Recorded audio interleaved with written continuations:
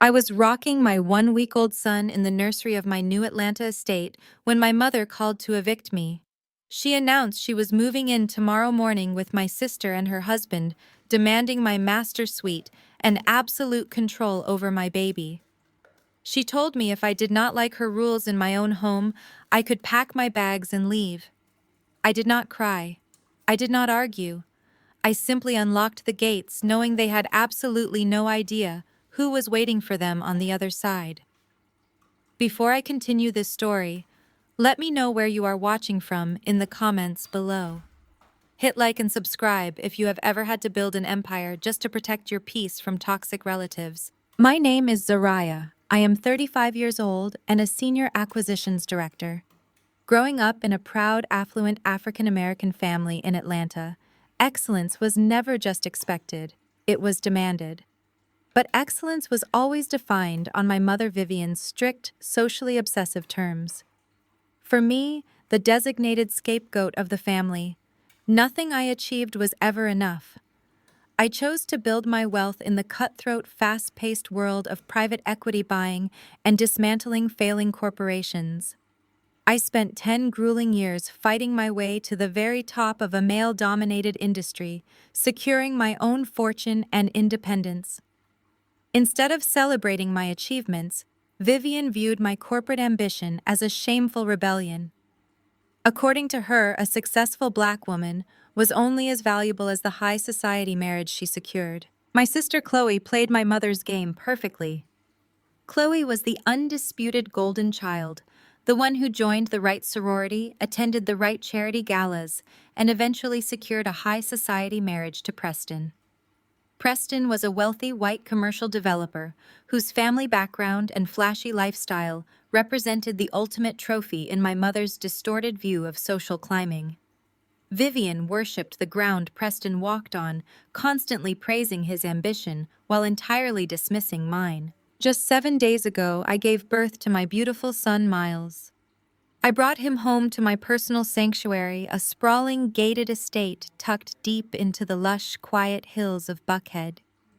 I bought this property specifically to heal in peace, surrounded by soaring windows, manicured gardens, and the absolute security my wealth could provide.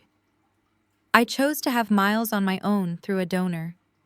I wanted a child desperately, but I absolutely refused to settle for a toxic relationship just to satisfy my mother's societal checklist. My mother viewed my choice as the ultimate betrayal of our carefully curated family image. She had not visited me at the hospital. She had not sent a single flower. She had not even called to check if I survived the grueling 36-hour labor. I was holding Miles against my chest, swaying gently in the dim light of the nursery, when my phone vibrated on the side table. The screen flashed Vivian's name. A naive, exhausted part of my postpartum brain hoped she was finally calling to ask about her grandson's health or my physical recovery. I answered the call, keeping my voice soft to avoid waking the sleeping baby. Vivian did not offer a greeting. She did not ask how I was healing. Her voice crackled through the speaker, sharp, demanding, and utterly devoid of maternal warmth. Zariah, clear out the master suite and empty the guest house by 8 o'clock tomorrow morning. Vivian barked the order as if she were speaking to a hotel maid rather than her own daughter. Chloe and Preston have hit a temporary financial snag with his development projects. We are all moving into your house tomorrow.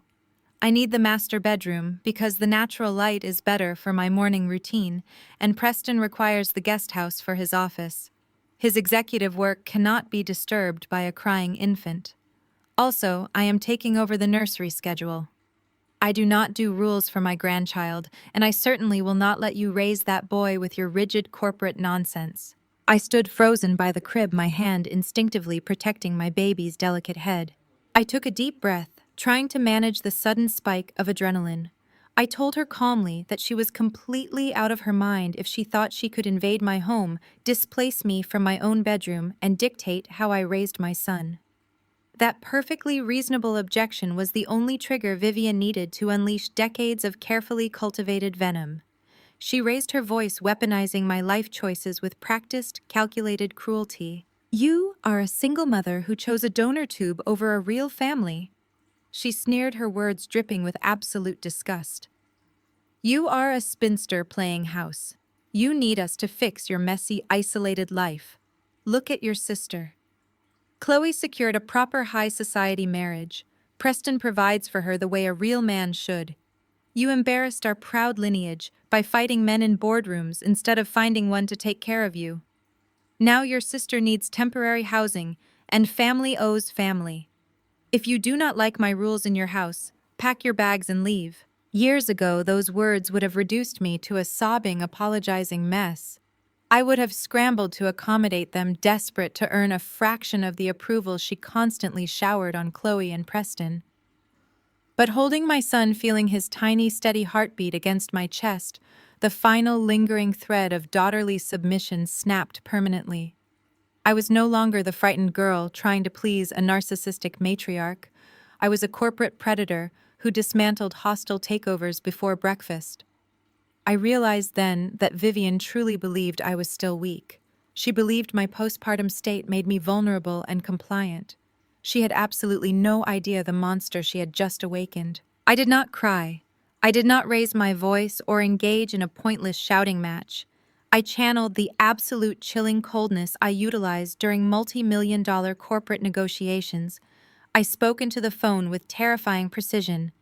I will leave the front gates open for you tomorrow morning. I hung up the phone and placed it gently on the table. I carefully laid Miles in his crib, ensuring his soft blanket was perfectly tucked around him.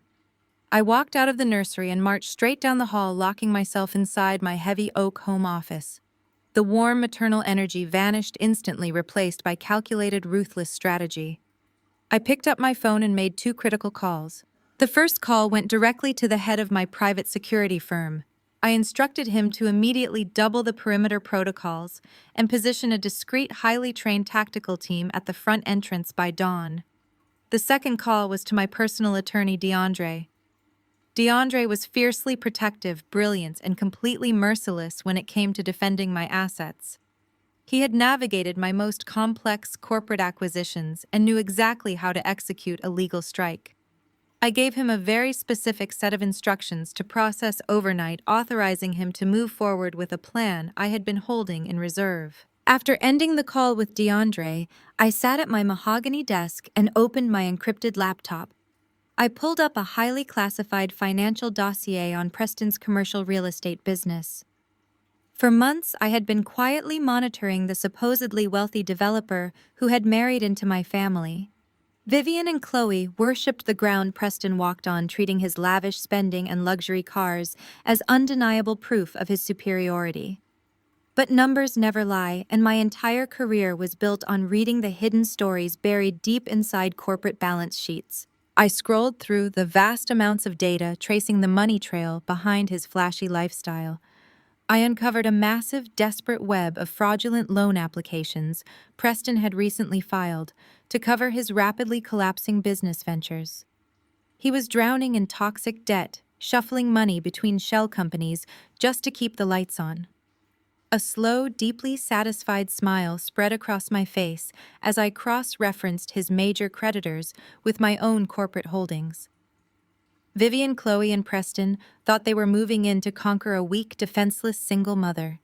They had absolutely no idea they had just willingly walked into a fully prepared legal slaughterhouse. 3 days after giving birth, I bought my sprawling, gated Atlanta estate to heal in absolute peace with my newborn son. But my mother had a different plan for my sanctuary.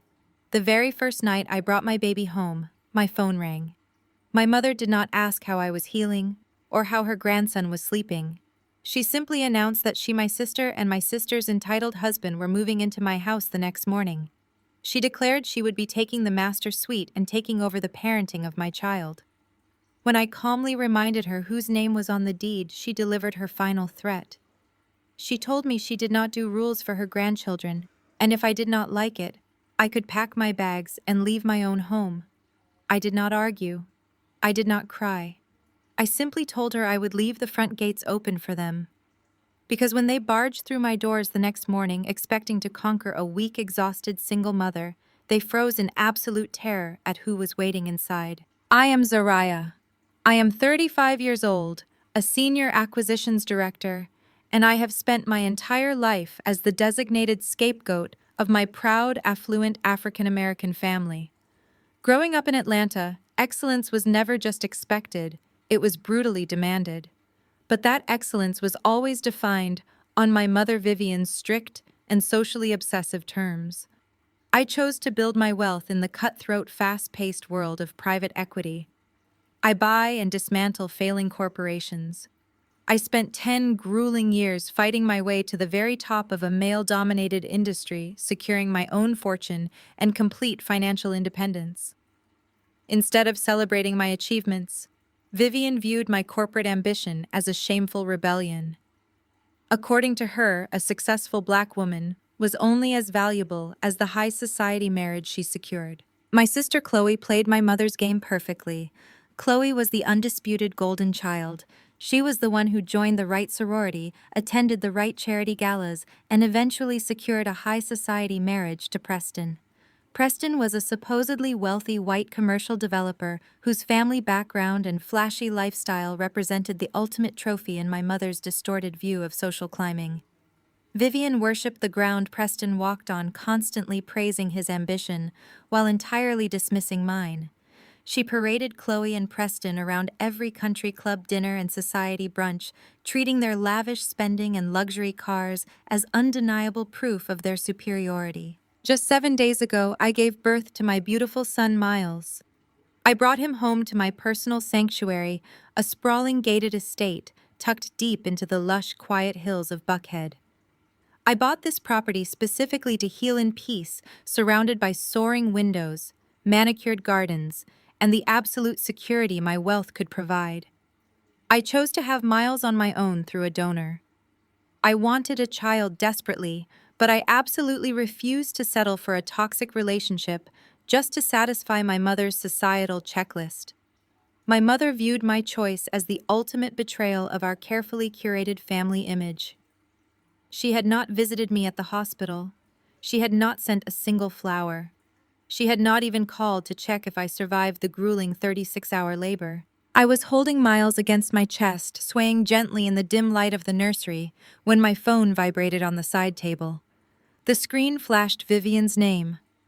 A naive, exhausted part of my postpartum brain hoped she was finally calling to ask about her grandson's health or my physical recovery. I answered the call, keeping my voice soft to avoid waking the sleeping baby. Vivian did not offer a greeting.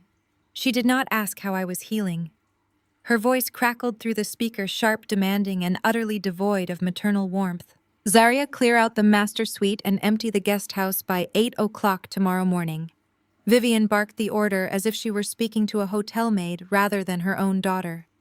Chloe and Preston have hit a temporary financial snag with his development projects. We are all moving into your house tomorrow. I need the master bedroom because the natural light is better for my morning routine, and Preston requires the guest house for his office.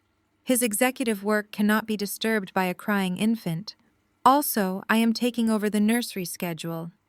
I do not do rules for my grandchild, and I certainly will not let you raise that boy with your rigid corporate nonsense. I stood frozen by this crib, my hand instinctively protecting my baby's delicate head. I took a deep breath, trying to manage the sudden spike of adrenaline. I told her calmly that she was completely out of her mind if she thought she could invade my home, displace me from my own bedroom, and dictate how I raised my son. That perfectly reasonable objection was the only trigger Vivian needed to unleash decades of carefully cultivated venom. She raised her voice, weaponizing my life choices with practiced, calculated cruelty. "You are a single mother who chose a donor tube over a real family?" She sneered, her words dripping with absolute disgust. "You are a spinster playing house. You need us to fix your messy, isolated life. Look at your sister. Chloe secured a proper high society marriage. Preston provides for her the way a real man should. You embarrassed our proud lineage by fighting men in boardrooms instead of finding one to take care of you. Now your sister needs temporary housing and family owes family. If you do not like my rules in your house, pack your bags and leave." Years ago, those words would have reduced me to a sobbing, apologizing mess. I would have scrambled to accommodate them, desperate to earn a fraction of the approval she constantly showered on Chloe and Preston. But holding my son, feeling his tiny, steady heartbeat against my chest, the final lingering thread of daughterly submission snapped permanently. I was no longer the frightened girl trying to please a narcissistic matriarch. I was a corporate predator who dismantled hostile takeovers before breakfast. I realized then that Vivian truly believed I was still weak. She believed my postpartum state made me vulnerable and compliant. She had absolutely no idea the monster she had just awakened. I did not cry. I did not raise my voice or engage in a pointless shouting match. I channeled the absolute chilling coldness I utilized during multi-million-dollar corporate negotiations. I spoke into the phone with terrifying precision. "I will leave the front gates open for you tomorrow morning." I hung up the phone and placed it gently on the table. I carefully laid Miles in his crib, ensuring his soft blanket was perfectly tucked around him. I walked out of the nursery and marched straight down the hall, locking myself inside my heavy oak home office. The warm, maternal energy vanished, instantly replaced by calculated, ruthless strategy. I picked up my phone and made two critical calls. The first call went directly to the head of my private security firm. I instructed him to immediately double the perimeter protocols and position a discreet, highly trained tactical team at the front entrance by dawn. I wanted absolute control over who entered my property and, more importantly, how they would be escorted out. The second call was to my personal attorney, DeAndre. DeAndre was fiercely protective, brilliant, and completely merciless when it came to defending my assets. He had navigated my most complex corporate acquisitions and knew exactly how to execute a legal strike. I gave him a very specific set of instructions to process overnight, authorizing him to move forward with a plan I had been holding in reserve. After ending the call with DeAndre, I sat at my mahogany desk and opened my encrypted laptop. I pulled up a highly classified financial dossier on Preston's commercial real estate business. For months, I had been quietly monitoring the supposedly wealthy developer who had married into my family. Vivian and Chloe worshipped the ground Preston walked on, treating his lavish spending and luxury cars as undeniable proof of his superiority. But numbers never lie, and my entire career was built on reading the hidden stories buried deep inside corporate balance sheets. I scrolled through the vast amounts of data tracing the money trail behind his flashy lifestyle. I detailed the years of financial recklessness he and Chloe had hidden behind designer labels, luxury vacations, and high society galas.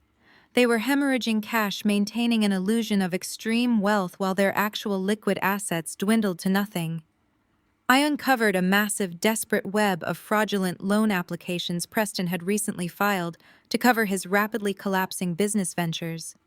He was drowning in toxic debt, shuffling money between shell companies just to keep the lights on and the facade intact. A slow, deeply satisfied smile spread across my face as I cross-referenced his major creditors with my own corporate holdings. I found the exact leverage I needed. A highly irregular, massive commercial loan that Preston had fraudulently secured by misrepresenting his assets and inflating his collateral. He had practically handed me the blade for his own guillotine. I sent the digital files securely to DeAndre with a single sentence attached: "Execute the acquisition." Vivian, Chloe, and Preston thought they were moving in to conquer a weak, defenseless single mother. They thought they could bully their way into my sanctuary, usurp my authority as a mother, and strip me of the one place I felt truly safe. They believed my silence on the phone was surrender. They had absolutely no idea they had just willingly walked into a fully prepared legal slaughterhouse. Tomorrow morning, I would not just defend my home.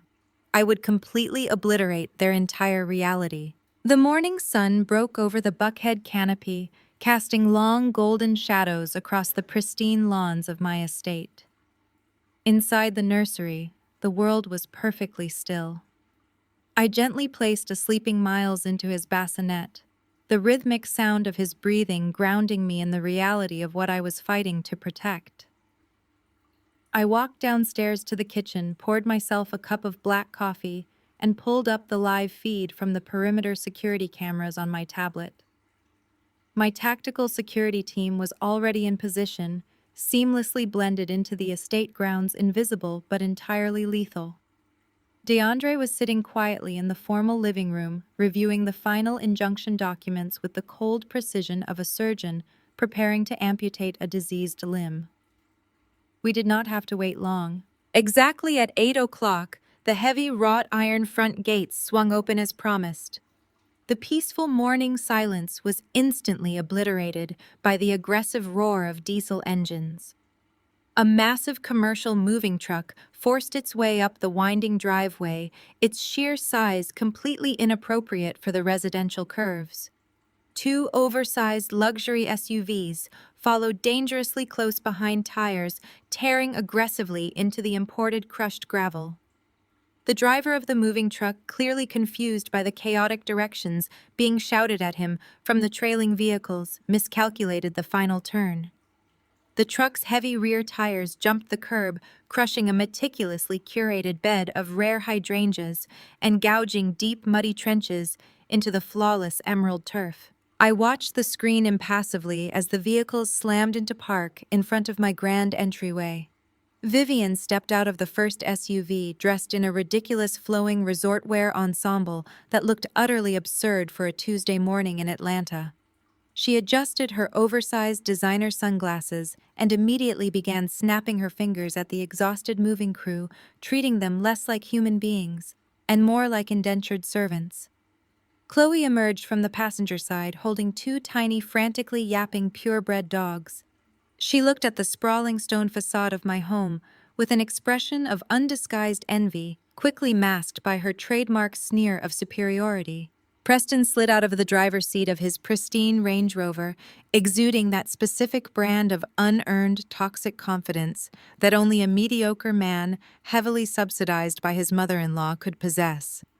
He slammed his car door and strutted up my grand stone steps, acting exactly like a conquering king, arriving to claim his newly annexed summer palace. Before he even reached the wraparound porch, he started loudly critiquing the neoclassical architecture.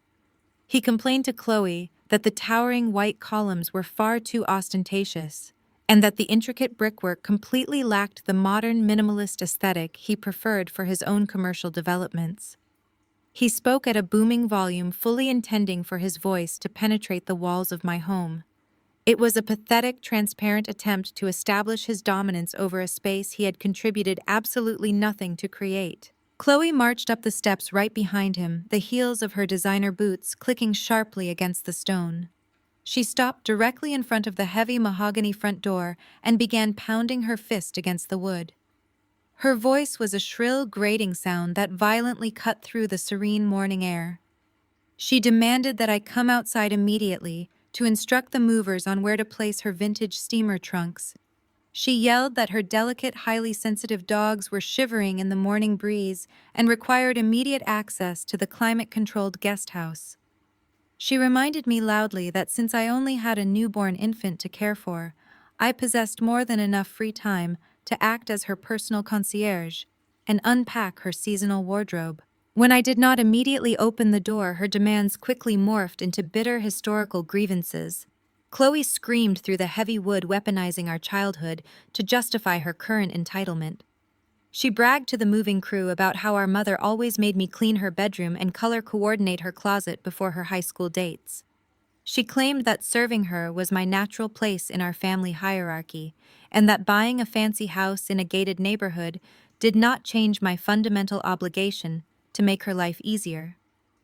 Vivian quickly chimed in from the bottom of the stairs, her voice laced with manufactured outrage. She yelled that I was being deliberately disrespectful to my elders by forcing them to wait on the porch like common delivery workers. She ordered me to unlock the door and show the proper gratitude for their willingness to come fix my supposedly chaotic, isolated life. I stood in the grand foyer, just a few feet away from the door, sipping my coffee and listening to their unhinged performance. Decades ago, this united front of emotional abuse would have sent me into a panic attack. I would have rushed to open the door, apologizing profusely for my perceived selfishness, desperate to buy back their affection. But today, their shouting sounded like nothing more than the desperate flailing of cornered animals. I had spent 10 years navigating boardrooms filled with ruthless corporate bullies who wielded actual power. My mother and sister were simply amateurs playing a game they had already lost. DeAndre stepped into the hallway beside me, checking his gold wristwatch with a look of mild amusement. I gave him a subtle nod. It was time to let the trap spring. Outside, Preston apparently decided that his wife and mother-in-law were not being authoritative enough. He stepped up to the door, aggressively pushing Chloe aside to claim the center of the porch. He banged his flat palm against the thick mahogany with violent, threatening force. He shouted that I was being an irrational, hysterical woman.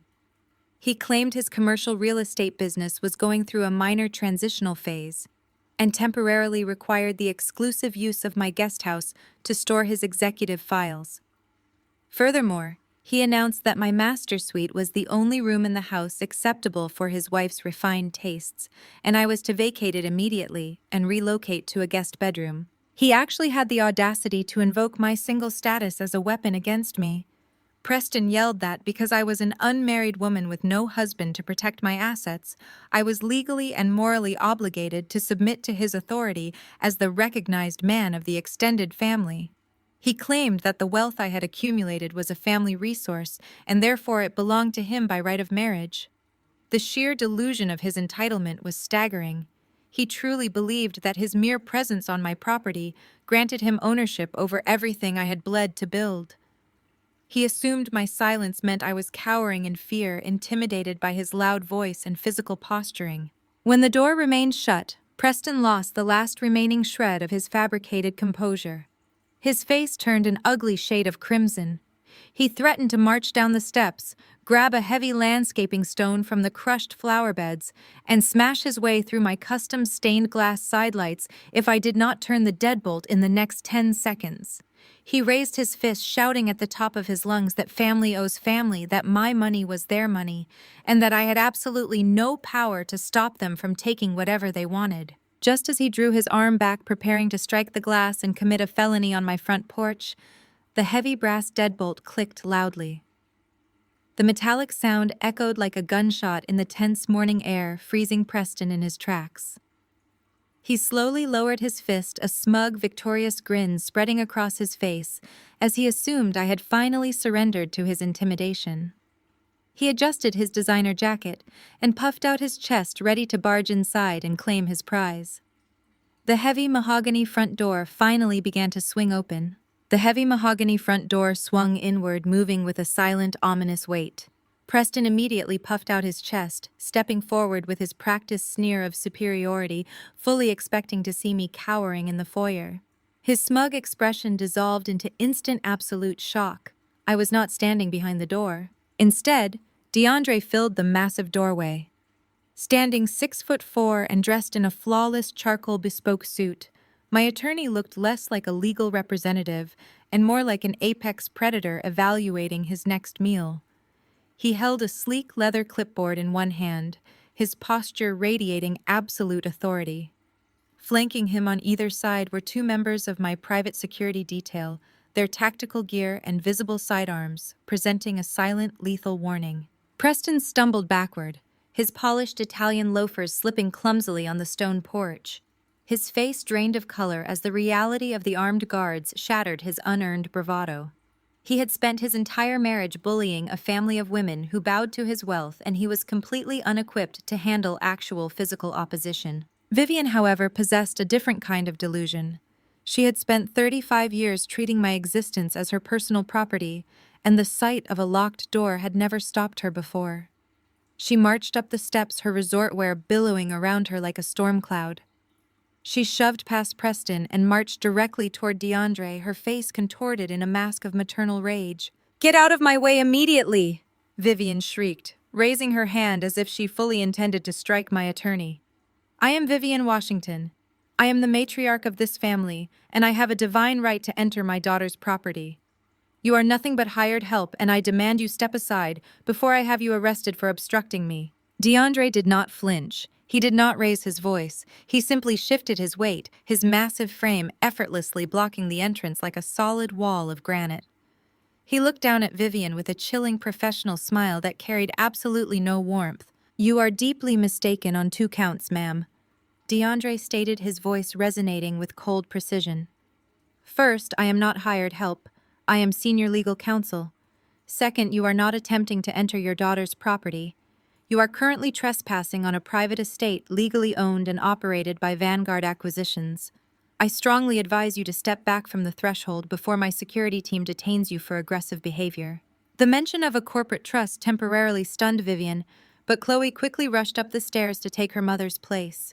Chloe had spent her entire life throwing violent tantrums until the world bent to her will, a behavior Vivian had always rewarded. Chloe pointed a manicured finger directly at one of the armed guards, her voice reaching a hysterical pitch. "This is highly illegal!" Chloe screamed, her face turning an ugly mottled red. "You cannot keep us out of our own sister's house. I know Zariah is hiding in there. She has always been a pathetic coward hiding behind other people. I will call the police right now and have all of you armed thugs arrested for holding my sister hostage. Zariah, get out here right now and call off your dogs." Chloe's voice echoed through the soaring foyer, desperate and shrill. She continued to rant, detailing how I had supposedly ruined her college graduation by refusing to pay for her after-party, drawing a bizarre parallel to my current refusal to surrender my home. She demanded I stop embarrassing the family and submit to my mother's demands. DeAndre allowed her to scream until her voice began to hoarse. He waited for the exact moment her tirade ran out of breath. Then, with a slow, deliberate movement, he stepped back and gestured upward. "My client is not hiding," DeAndre announced, his voice slicing through the morning air. "She simply requires you to look up to see her." Vivian, Chloe, and Preston simultaneously raised their eyes. I was standing on the second-floor interior balcony looking directly down at them. I was dressed in a perfectly tailored ivory suit, projecting absolute calm and control. Miles was secured against my chest in a soft linen wrap, sleeping peacefully despite the chaos outside. I looked down at the three people who had spent my entire life trying to destroy my spirit, and I felt nothing but cold, clinical detachment. Vivian's eyes widened as she took in my appearance. She opened her mouth to issue another command, but the words died in her throat. I did not look like the exhausted, vulnerable single mother she had expected to break. I looked like a queen standing in her fortress. "Call off your security right this instant, Zariah," Vivian finally demanded, though her voice lacked its usual commanding sting. "This joke has gone far enough. Give the guards their dismissal and bring us the keys to the guest house. You are acting like a petulant child." I did not respond to her insults. I slowly descended the grand, sweeping staircase, my heels making no sound against the thick carpet runner. I reached the marble floor of the foyer and stopped a safe distance behind DeAndre's towering form. I refused to grant them access to a single inch of my home. Instead, I signaled to DeAndre. He reached into his leather portfolio and retrieved a thick, heavily sealed manila envelope. I stepped forward just enough to hand the envelope directly to my mother. She snatched it from my hand, her eyes flashing with renewed arrogance, assuming I was handing over the property deeds or a set of access keys. "Before you attempt to claim my home," I said, my voice echoing with absolute authority, "you need to explain the contents of those documents to your favorite daughter." Vivian ripped the seal open with impatient fingers. She pulled out a thick stack of certified bank records, wire transfer receipts, and heavily highlighted trust fund audits. As her eyes scanned the top page, the arrogant sneer completely vanished from her face. Her skin turned a sickly ashen gray, and her hands began to tremble so violently that the papers rattled against each other. Chloe, sensing the sudden shift in power, stepped closer to peer over our mother's shoulder. "What is it?" Chloe demanded impatiently. "Is it the deed to the guest house? Give it to Preston so we can start unloading the truck." Vivian could not speak. She could only stare at the financial records that proved she had been systematically draining the shared family trust fund for the past 7 years. I watched the realization hit Chloe as I laid out the brutal truth. The envelope contained indisputable proof that Vivian had stolen hundreds of thousands of dollars to maintain Chloe and Preston's fake millionaire lifestyle. She had secretly funded Preston's failing business ventures, paid for Chloe's luxury vacations, and covered their massive credit card debts while pretending the money came from Preston's success. I reminded Chloe of the time Vivian forced me to surrender my personal college savings, claiming the family was facing an unexpected financial crisis. In reality, Vivian had used my tuition money to pay for Chloe's lavish destination wedding in the Bahamas, a wedding Preston claimed he had financed himself. I exposed the bitter, undeniable truth right there on my porch.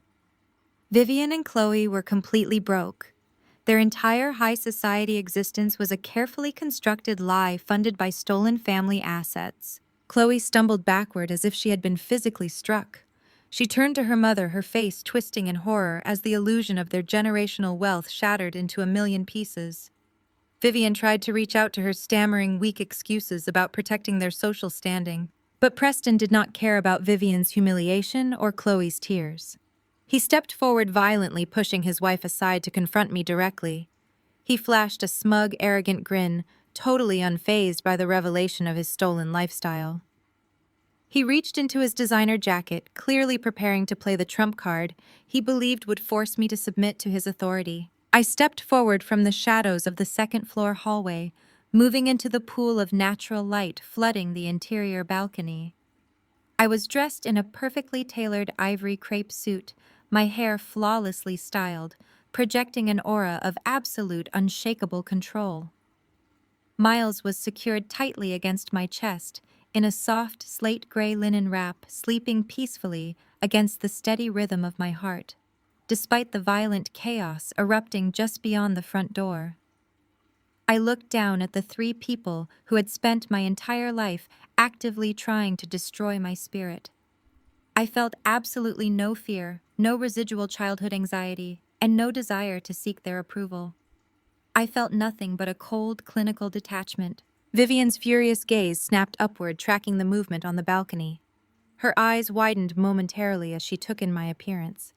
She had clearly expected to find a fragile, exhausted postpartum mess cowering in a bathrobe, terrified of her arrival and desperate for her maternal guidance. Instead, she found a woman who looked ready to command a corporate boardroom. But Vivian's shock only lasted a fraction of a second before her deeply ingrained narcissism took over. She tilted her chin up, adopting the imperious, commanding posture she had used to terrorize me since I was a little girl.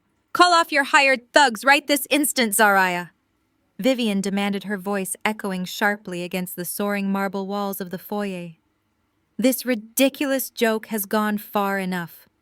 Give the guards their dismissal and bring us the keys to the guest house immediately. You are acting like a petulant, spoiled child throwing a tantrum because you finally have to share your toys. You have always been the difficult one in this family. You have always tried to ruin everything for your sister because you are bitterly jealous of her happiness. Now stop this embarrassing display, open these doors, and show some basic respect to your mother." I did not flinch at her barrage of insults. Her words, which once possessed the power to shatter my self-esteem, now sounded entirely hollow and pathetic. I placed one hand protectively over my sleeping son and began my descent down the grand sweeping staircase. I moved with a slow, deliberate pace, my heels making absolutely no sound against the thick plush carpet runner.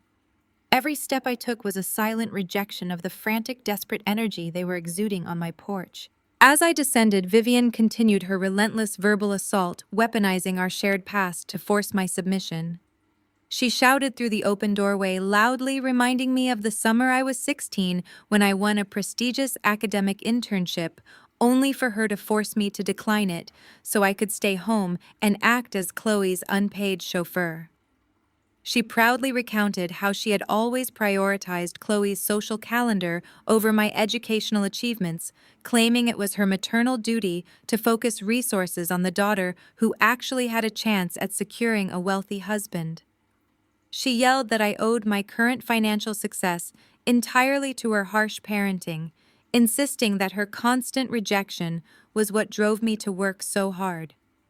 According to Vivian's twisted logic, my sprawling estate was actually a monument to her excellent mothering, and therefore she had a rightful divine claim to occupy it whenever she pleased. I reached the gleaming marble floor of the foyer and walked toward the entrance, stopping a safe, calculated distance behind DeAndre's towering form.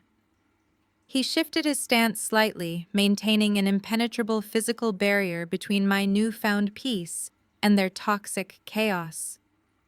The cool morning air drifted through the doorway, carrying the scent of crushed hydrangeas from where the moving truck had recklessly destroyed my landscaping. I stood tall, meeting my mother's furious glare, with eyes as hard as diamonds. "You will not cross the threshold of my home," I said. My voice did not shake. It resonated with the smooth, terrifying calm I reserved for dismantling hostile CEOs. "You will not unpack a single box.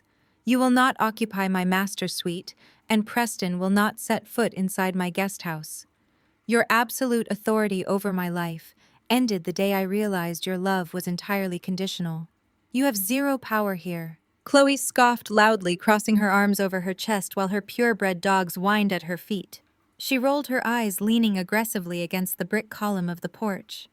"You are being completely unreasonable," Zariah Chloe complained, adopting the whining, victimized tone that had always guaranteed her whatever she wanted. "Preston's business is just going through a minor restructuring phase. We only need to stay here for a few months until his next massive development project clears. You have this massive empty house and you are hoarding it all to yourself like a greedy spinster." Mom is right. You have always been so utterly selfish. We brought the dogs, we brought our staff, and we are not leaving until you let us inside. I shifted my gaze from Vivian to Chloe, taking in her designer sunglasses, her pristine manicure, and the staggering depth of her manufactured ignorance. She truly believed the fairy tale her husband and mother had spun for her. She had spent the last decade floating on a cloud of stolen money, entirely oblivious to the financial rot decaying beneath her feet. It was time to pull the ground out from under them. I did not argue with Chloe. I simply turned my head and gave DeAndre a subtle fractional nod. He immediately unclasped the leather flap of his portfolio. He reached inside and retrieved a thick, heavily sealed manila envelope. The envelope was dense, packed with dozens of pages of highly classified, meticulously verified financial records that my team had spent all night compiling. DeAndre held it out, presenting it to me with the solemnity of an executioner handing over a signed warrant. I took the envelope and stepped around DeAndre, moving just close enough to the doorway to bridge the gap between us. Vivian's eyes locked onto the package. Her posture shifted instantly, her maternal rage briefly overridden by sheer greed.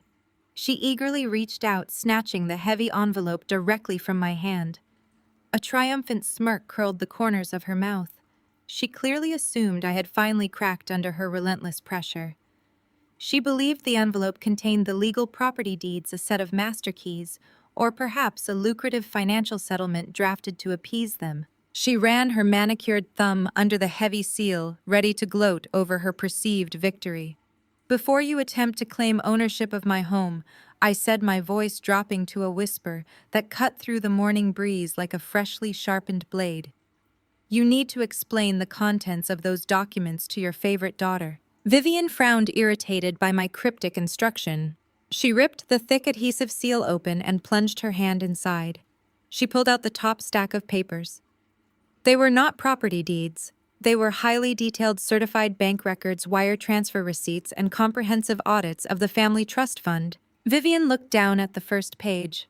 I watched closely as her eyes scanned the top line, recognizing the specific offshore account numbers and the undeniable proof of her own financial crimes staring back at her.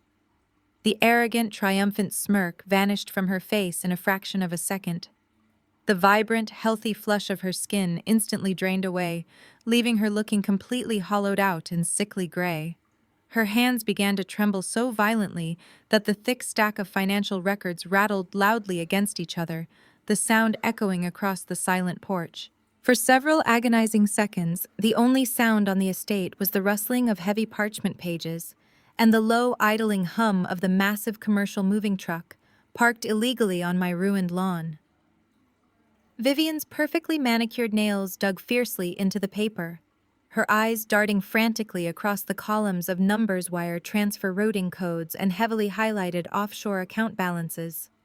She flipped aggressively to the second page, then the third, her breathing growing noticeably shallow and erratic. She was desperately searching for a mistake, a loophole, a clerical error she could weaponize to regain her footing. But my forensic accountants did not make mistakes. DeAndre had ensured that every single stolen dollar was meticulously traced, tracked, and exposed in glaring, undeniable black and white. "What is it?" Chloe demanded, her voice losing its shrill, commanding edge, replaced by a sudden creeping panic. She stepped toward our mother, her designer heels clicking unsteadily on the flagstone porch. "Mom, what did she give you? Is it the guest house deed? Give it to Preston so we can tell these movers where to put our things." Vivian could not form words. Her jaw opened and closed silently, her eyes fixed in sheer horror on a specific bank logo printed at the top of the fourth page. The fierce, unyielding matriarch who had terrorized me with her absolute authority for decades was completely gone, instantly replaced by a cornered, terrified fraud. "Since our mother seems to have permanently lost her voice, I will gladly translate the contents for you." I projected my voice from the balcony, ensuring it carried crisp and clear over the morning breeze. I wanted the armed security guards, the hired movers, and anyone else present to hear the absolute truth. That envelope contains the certified financial autopsy of the Washington Family Legacy Trust. Specifically, it details the last 7 years of rampant, unchecked embezzlement committed by the woman standing right next to you. Chloe froze, her hands tightening reflexively around the leashes of her shivering purebred dogs. "Embezzlement. You are lying. You are just trying to cause drama because you are jealous. Mom manages the trust." "She did not manage it, Chloe. She drained it." I corrected her with surgical, emotionless precision. "For 7 years, Vivian has been secretly funneling hundreds of thousands of dollars out of the shared family trust to subsidize your fake high society lifestyle. You love to brag about your luxury vacations to Aspen, your seasonal designer wardrobes, and the exclusive country club memberships that Preston supposedly pays for. But Preston is not a successful commercial developer. He is a financial parasite. Every single one of his failing business ventures over the last 5 years has been quietly bailed out by the money Vivian stole from our family's future." I paused, letting the magnitude of the revelations settle over the porch. Down below, DeAndre stood like a sentinel of justice, his arms crossed over his chest, his presence an impenetrable wall protecting my home. He watched Vivian crumble with the satisfied professional calm of a lawyer who knew he had delivered a lethal strike. "You want to talk about family obligations, Chloe?" I asked, my voice echoing against the soaring walls of the grand foyer. I shifted Miles gently against my chest, feeling the soft, rhythmic rise and fall of his breathing. My son was my anchor, the living proof that I had broken the cycle of abuse. "Let us talk about the summer before my freshman year of college. I had just been accepted to my dream university. I had the formal acceptance letter sitting proudly on my desk. Vivian marched into my bedroom, locked the door, and demanded I sign over the entire balance of my personal college savings account. I watched Chloe's face as the memory washed over her. She knew exactly what summer I was talking about. She had been too busy picking out floral arrangements to care about my sudden drastic change in educational plans. Vivian cried real tears that day. I continued exposing the deepest, most painful betrayal of my adolescence. She begged me on her knees. She told me the family was facing an unexpected, catastrophic liquidity crisis. She swore that if I did not surrender my hard-earned money, we would lose our home, our status, and everything we had ever worked for. She looked me in the eye and told me that family owes family and that my sacrifice was necessary for our survival. I looked directly down at Vivian. She was staring at the floor, unable to meet my gaze, her hands still violently shaking. I handed over every dime I had saved from working high school jobs. I stated, my voice devoid of anger, entirely replaced by a terrifying, absolute calm. I declined my university acceptance. I took night shifts at a grimy 24-hour diner. I signed predatory student loans that took me nearly a decade of 80-hour work weeks to finally pay off. I ate instant noodles and slept on a thrifted mattress while fighting my way up the corporate ladder. And exactly 3 months after Vivian took my tuition money, she paid for your lavish destination wedding in the Bahamas. Chloe's mouth dropped open, a look of pure, unadulterated shock spreading across her perfectly contoured face. "That is right," I said, leaning slightly over the mahogany railing of the balcony. "You flew your entire bridal party on a chartered private jet. You had imported hand-carved ice sculptures melting on a tropical beach. Preston stood at the altar in a custom-tailored tuxedo, raising a glass of vintage champagne, and gave a smug toast bragging about how he had paid for the entire extravagant affair himself. He claimed it was proof of his immense success as a developer, but he did not pay for a single champagne flute. I did.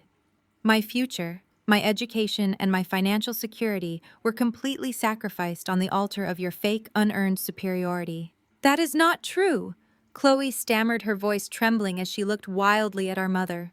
Mom, tell her she is lying. Tell her she is just trying to humiliate us. Preston's firm paid for the wedding. Preston is wealthy. We are wealthy.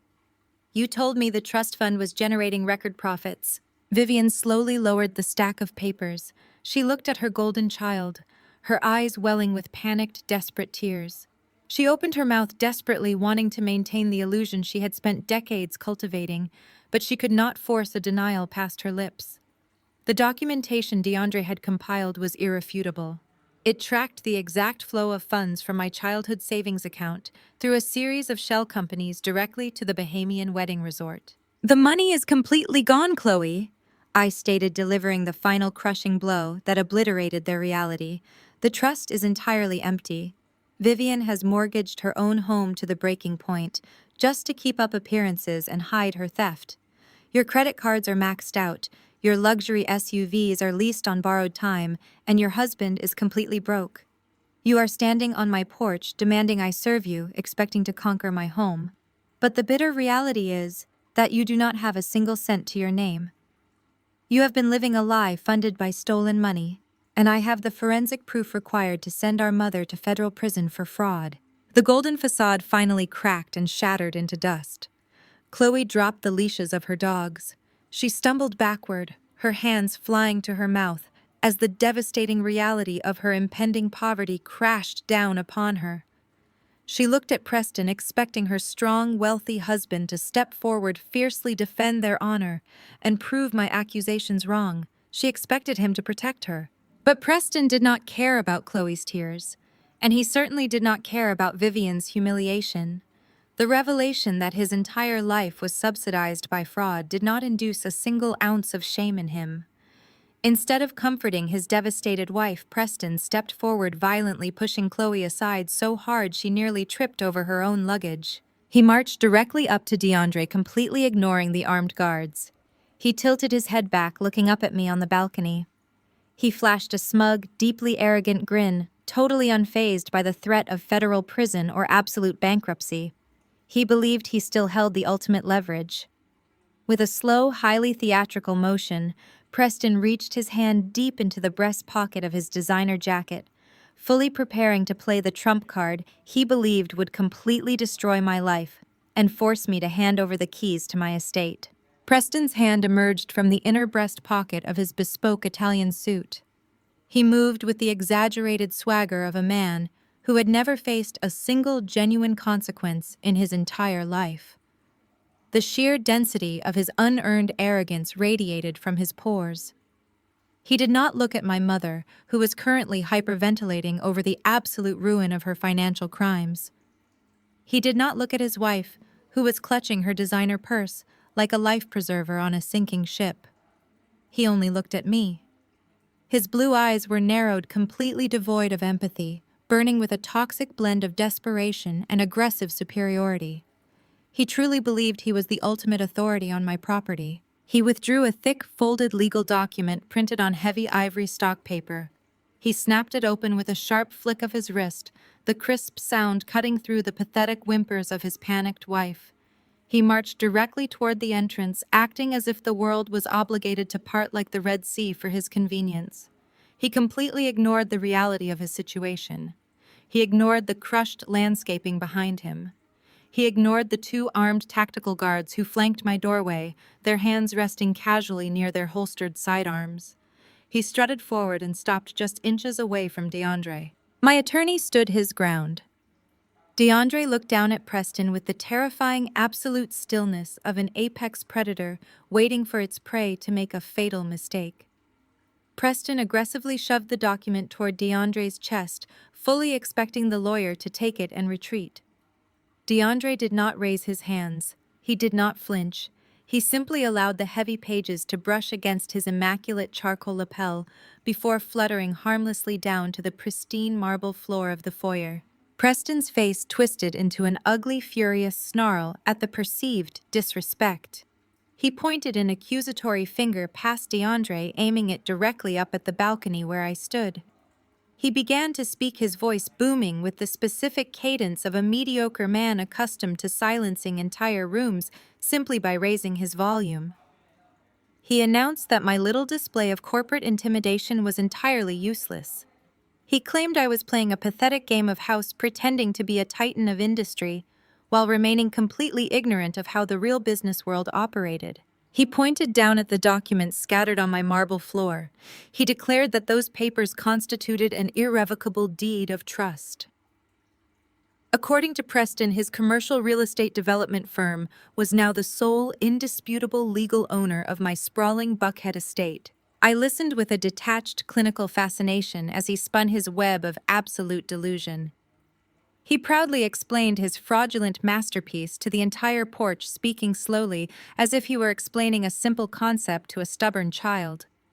He claimed that Vivian, acting as my legally designated financial proxy, had signed the property over to his holding company late last week.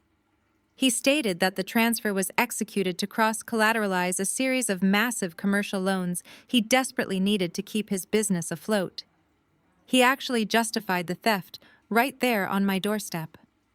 He argued that since my mother managed the family wealth, she possessed the divine right to leverage my home to save his failing enterprise. He claimed it was a standard routine business maneuver and that I had absolutely no legal standing to object. The audacity of his claim was almost breathtaking. I had never granted Vivian financial proxy over a single cent of my fortune, let alone granted her the authority to sign away the deed to my personal sanctuary. I had severed all financial ties with my toxic family the day I left for college. Vivian had absolutely no legal power to sign anything on my behalf.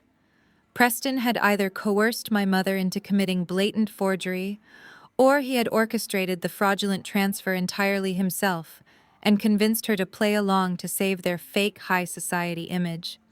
Either way, he had just loudly confessed to a massive federal crime in front of my senior legal counsel and two highly trained security witnesses. Preston puffed out his chest, completely oblivious to the legal slaughterhouse he was eagerly walking into. He looked up at me with a sickening, triumphant grin. He declared that I was no longer the owner of the estate.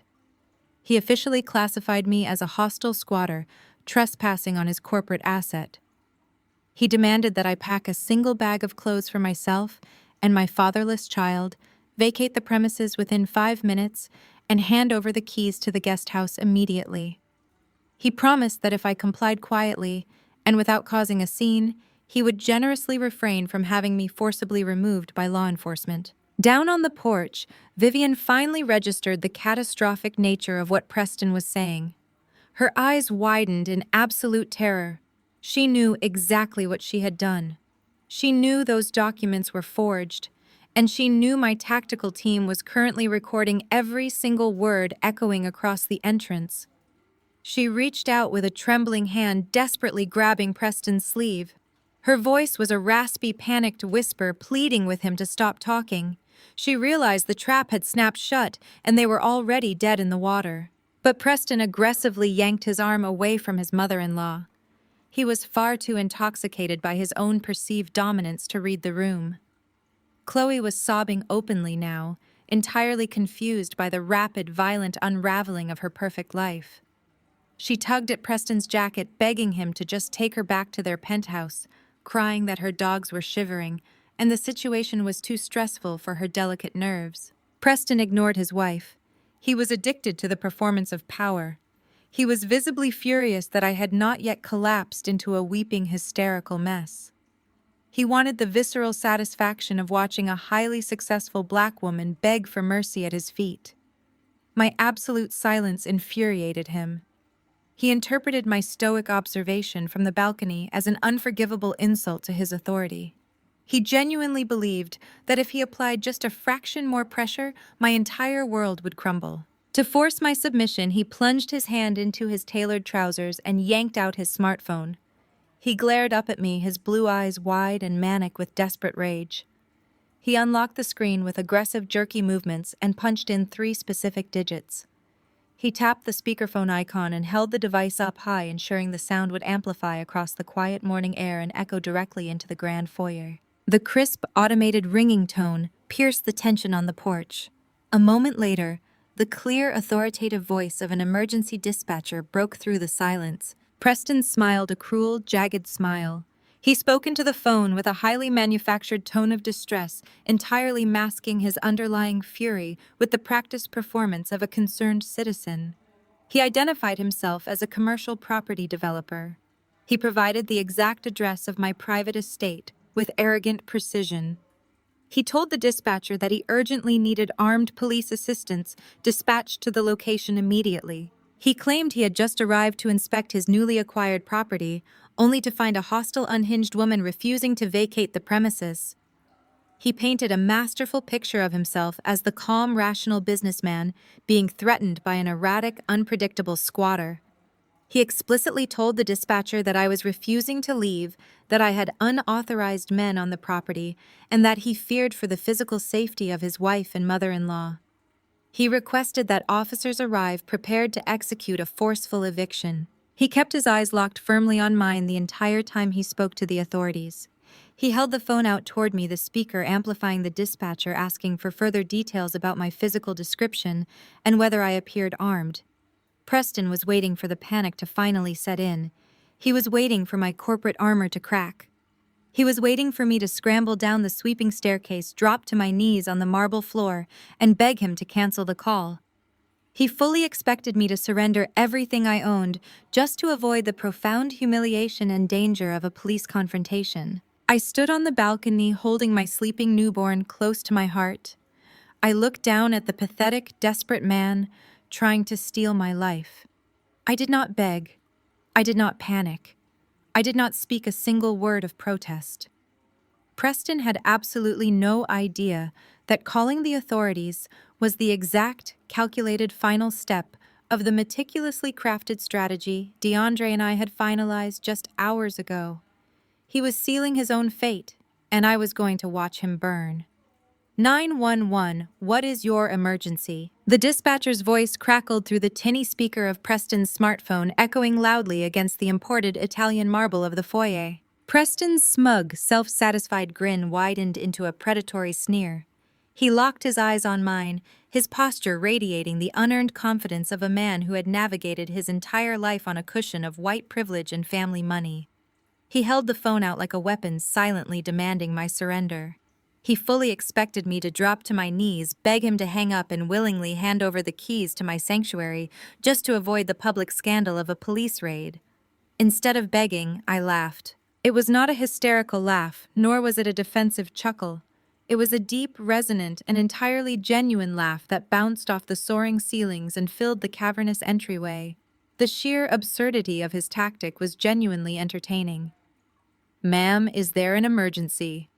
the dispatcher asked again, her tone shifting to professional concern over the background noise of my laughter. I leaned slightly over the mahogany railing of the interior balcony, projecting my voice with absolute corporate command. "There is no emergency, operator," I stated clearly and concisely. "My name is Zariah Washington. You are on speakerphone with a man named Preston, who is currently standing in the foyer of my private residence. He is attempting to present fraudulent real estate documents to bypass an eviction. There is no physical threat, and my armed private security team has the situation entirely under control. You can log this address, but no dispatch is required." Preston's jaw dropped. The predatory sneer instantly vanished, replaced by a flash of genuine confusion. He fumbled with his phone hastily, pressing the screen to take it off speaker, but the dispatcher had already terminated the call. The dial tone echoed briefly before fading into the heavy, suffocating silence of the morning. "You are making a massive mistake," Preston growled, trying to regain his dominant posture. He forcefully shoved the folded ivory paper toward DeAndre again. "I have a legally binding deed of trust signed by Vivian as your financial proxy. This property belongs to my development firm as collateral against outstanding corporate loans. You are a squatter in my house, Zariah. You have zero legal standing here. I slowly walked down the remaining steps of the grand staircase, my heels silent on the plush runner, my posture perfectly straight. I reached the marble floor and stopped right beside DeAndre, standing face to face with the man who had spent the last decade treating me like an insignificant peasant. I did not raise my voice. I did not flinch. DeAndre, I said, keeping my gaze locked entirely on Preston. Please hand our guest the magnifying glass. I believe he is struggling with the fine print. DeAndre reached into his meticulously organized leather portfolio. He did not pull out a weapon. He smoothly extracted a heavy brass-handled magnifying glass and the actual certified city-registered property deed for the estate. With slow, deliberate precision, DeAndre held the genuine deed up to Preston's face and offered him the magnifying glass. Preston scoffed loudly, refusing to take the brass handle. He crossed his arms over his chest, adopting a defensive, mocking stance. I am not playing your ridiculous games, Zariah. I know exactly what Vivian signed. She manages the family portfolio. She transferred the deed to my holding company to cover the liquidity crisis. You cannot just pretend a legal contract does not exist. I stepped closer, invading his personal space. Vivian signed a forged document regarding a property she has never owned. I stated my words, cutting through the air like shards of ice. You convinced a desperate, financially ruined woman to commit federal fraud to save your failing commercial development firm. But you made one catastrophic error in your due diligence, Preston. You assumed I bought this estate in my personal name. You assumed that because I am a woman, I operate with the same financial carelessness as your wife. I gestured toward the certified document in DeAndre's hand. Read the actual registered owner, Preston. Read it out loud for your wife and your mother-in-law to hear. Preston rolled his eyes, exuding pure contempt.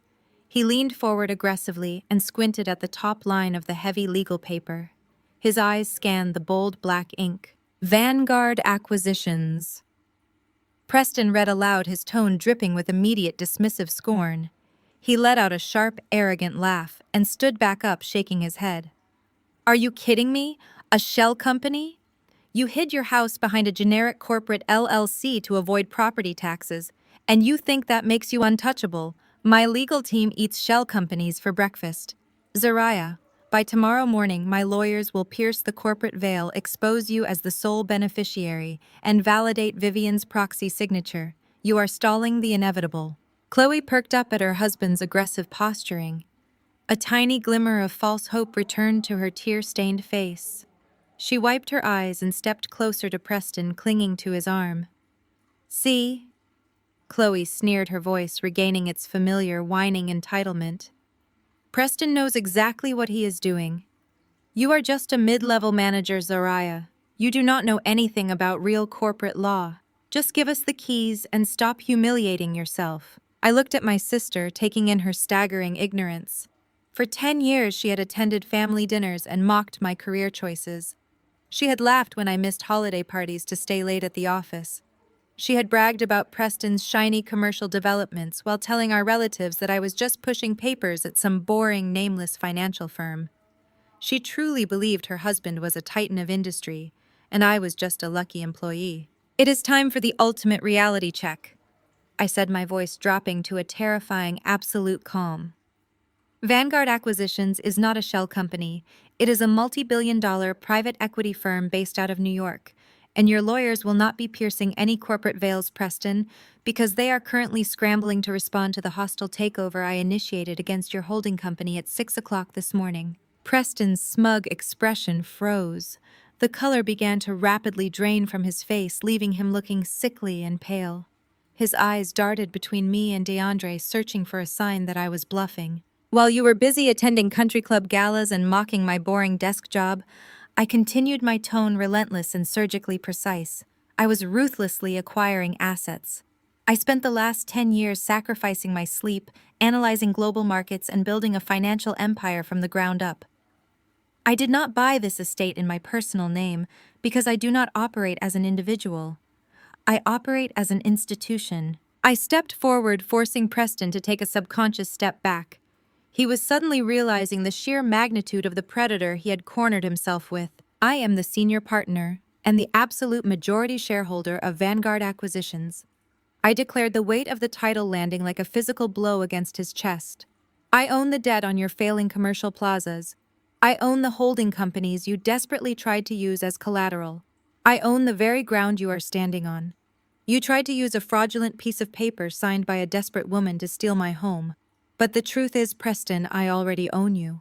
The silence that followed was absolute. The arrogant, untouchable white knight posture completely dissolved. Preston's shoulders slumped. His mouth hung open slightly, his breath catching in his throat.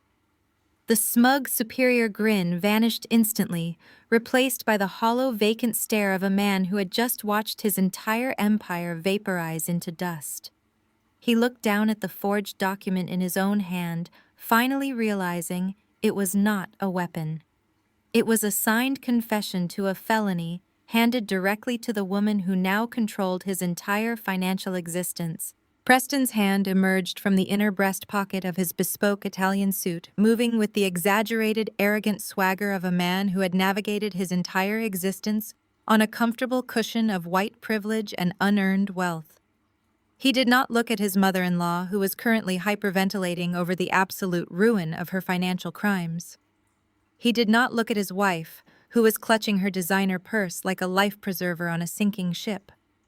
He only looked at me. His blue eyes were narrowed, completely devoid of empathy, burning with a toxic blend of desperation and aggressive, unchecked superiority.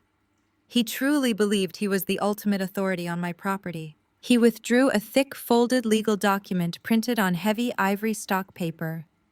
He snapped it open with a sharp flick of his wrist, the crisp sound cutting through the pathetic whimpers of his panicked wife. He marched directly toward the entrance, acting as if the world was obligated to part like the Red Sea for his mere convenience. He completely ignored the reality of his situation. He ignored the crushed landscaping behind him. He ignored the armed tactical guards flanking my doorway. He strutted forward and stopped just inches away from DeAndre, shoving the document aggressively toward my attorney's chest. Your little display of corporate intimidation is entirely useless, Zariah Preston announced, his voice booming with the specific cadence of a mediocre man accustomed to silencing rooms simply by raising his volume. You are playing a pathetic game of house, pretending to be a titan of industry while remaining completely ignorant of how the real business world operates. He jabbed his finger at the heavy ivory pages. This is an irrevocable deed of trust, he declared, looking up at me on the balcony with a sickening, triumphant grin. Vivian, acting as your legally designated financial proxy, signed this property over to my holding company late last week. It was necessary to cross-collateralize a series of commercial loans for my firm. Since she manages the family wealth, she had every right to leverage this estate to save my business. It is a standard routine maneuver. You have absolutely no legal standing to object, and you have no legal right to even stand in that foyer. You are officially a hostile squatter trespassing on my corporate asset. The audacity of his claim was almost breathtaking. I had never granted Vivian financial proxy over a single cent of my fortune. He had either coerced my mother into committing blatant forgery, or he had orchestrated the fraudulent transfer entirely himself. Either way, he had just loudly confessed to a massive federal crime. Preston puffed out his chest, completely oblivious to the legal slaughterhouse he was eagerly walking into. To force my immediate submission, he pulled his smartphone from his trousers. He glared up at me, unlocked the screen with jerky movements, and confidently punched in 911. He tapped the speakerphone icon and held the device up high, ensuring the sound would amplify across the quiet morning air. 911, what is your emergency? The dispatcher's voice crackled through the tinny speaker. Preston smiled, a cruel, jagged smile. He spoke into the phone with a highly manufactured tone of distress, entirely masking his underlying fury.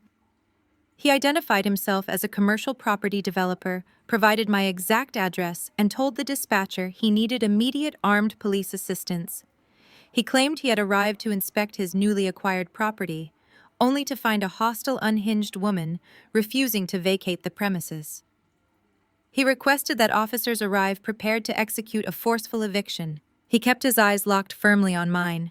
He smirked, the corners of his mouth twitching with pure arrogance, waiting for the panic to finally set in.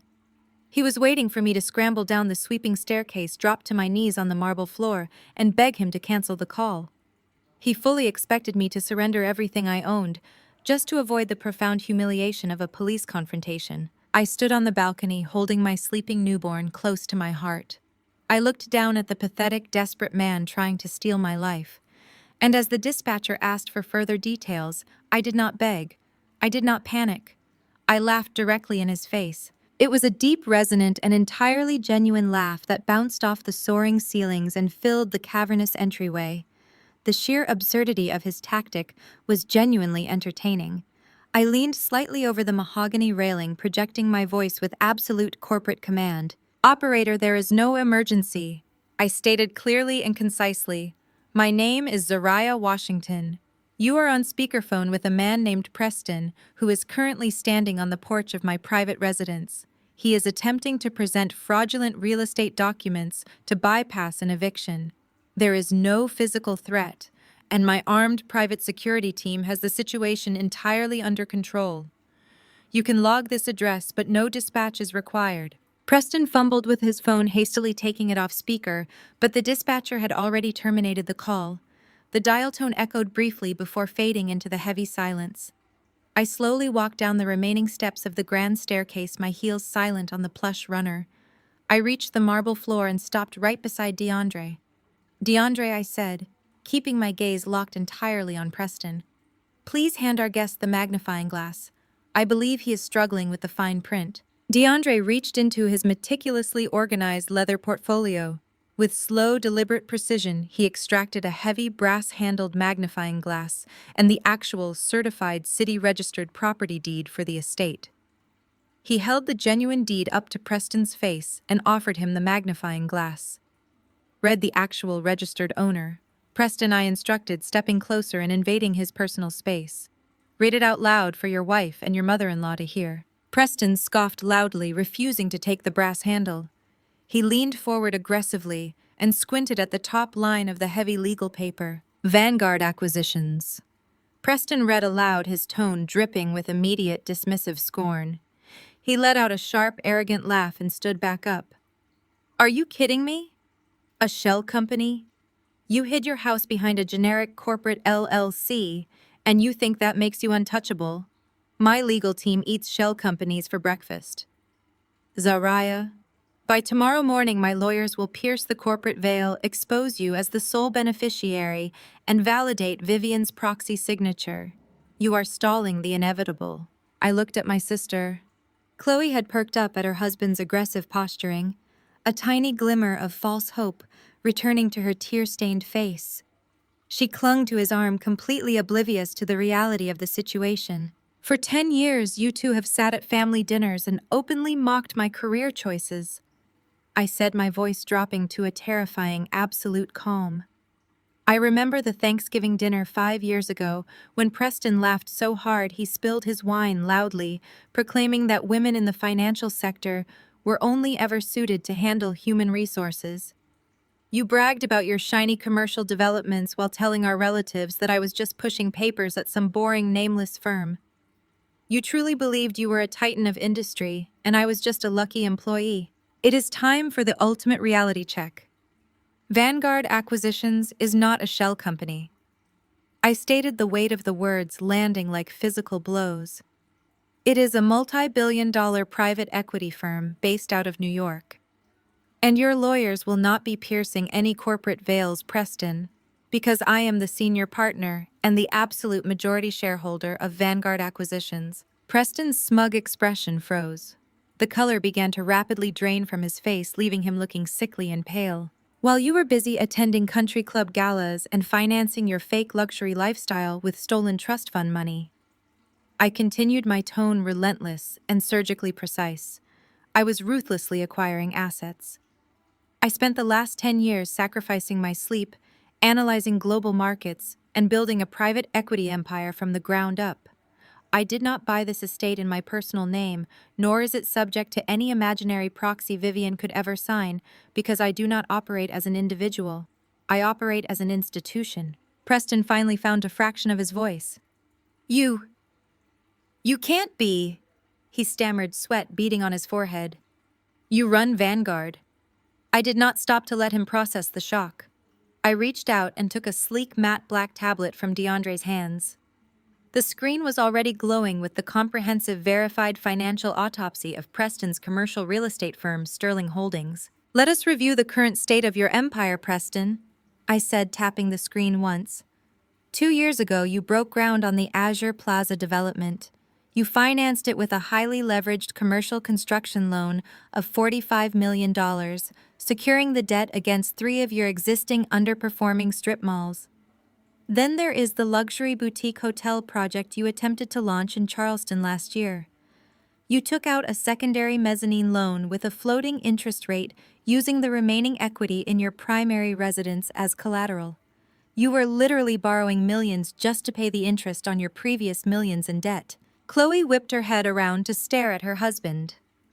What is she talking about, Preston? Chloe demanded, her voice shrill with rising panic. You said the Azure project was opening next month. Preston did not look at her. He could not tear his terrified gaze away from the tablet in my hand. 3 months ago, your primary lender realized your entire portfolio was nothing but a house of cards. I revealed, delivering the ultimate reversal. Your loans were officially classified as toxic debt. The bank bundled your severely underwater mortgages, your defaulting mezzanine loans, and your highly leveraged commercial paper, and they sold it all off at a steep discount to a private equity firm willing to take on the risk. I stepped right up to the threshold of the doorway. I bought your debt, Preston. Vanguard Acquisitions purchased the entire toxic package for pennies on the dollar. You are not dealing with a bank anymore. You are dealing with me. I am legally your primary lender. I am your biggest creditor. I own the paper on your business, your commercial properties, and the penthouse you and my sister currently sleep in. You tried to use a fraudulent piece of paper to steal my home, but the truth is, I already own you. Vivian gasped, grabbing the brick column of the porch to physically support herself. She had sacrificed my college education and committed a felony to secure a place in a kingdom made of dust. I looked Preston dead in the eye, watching the sheer terror dilate his pupils. You have defaulted on every single payment for the last 6 months. Normally, this is the part where a bank initiates standard civil foreclosure proceedings. I stated, my voice echoing with absolute finality. But standard foreclosure laws do not apply here. When my team audited your loan origination files, we found severely inflated property appraisals, fabricated rent rolls, and falsified liquidity statements.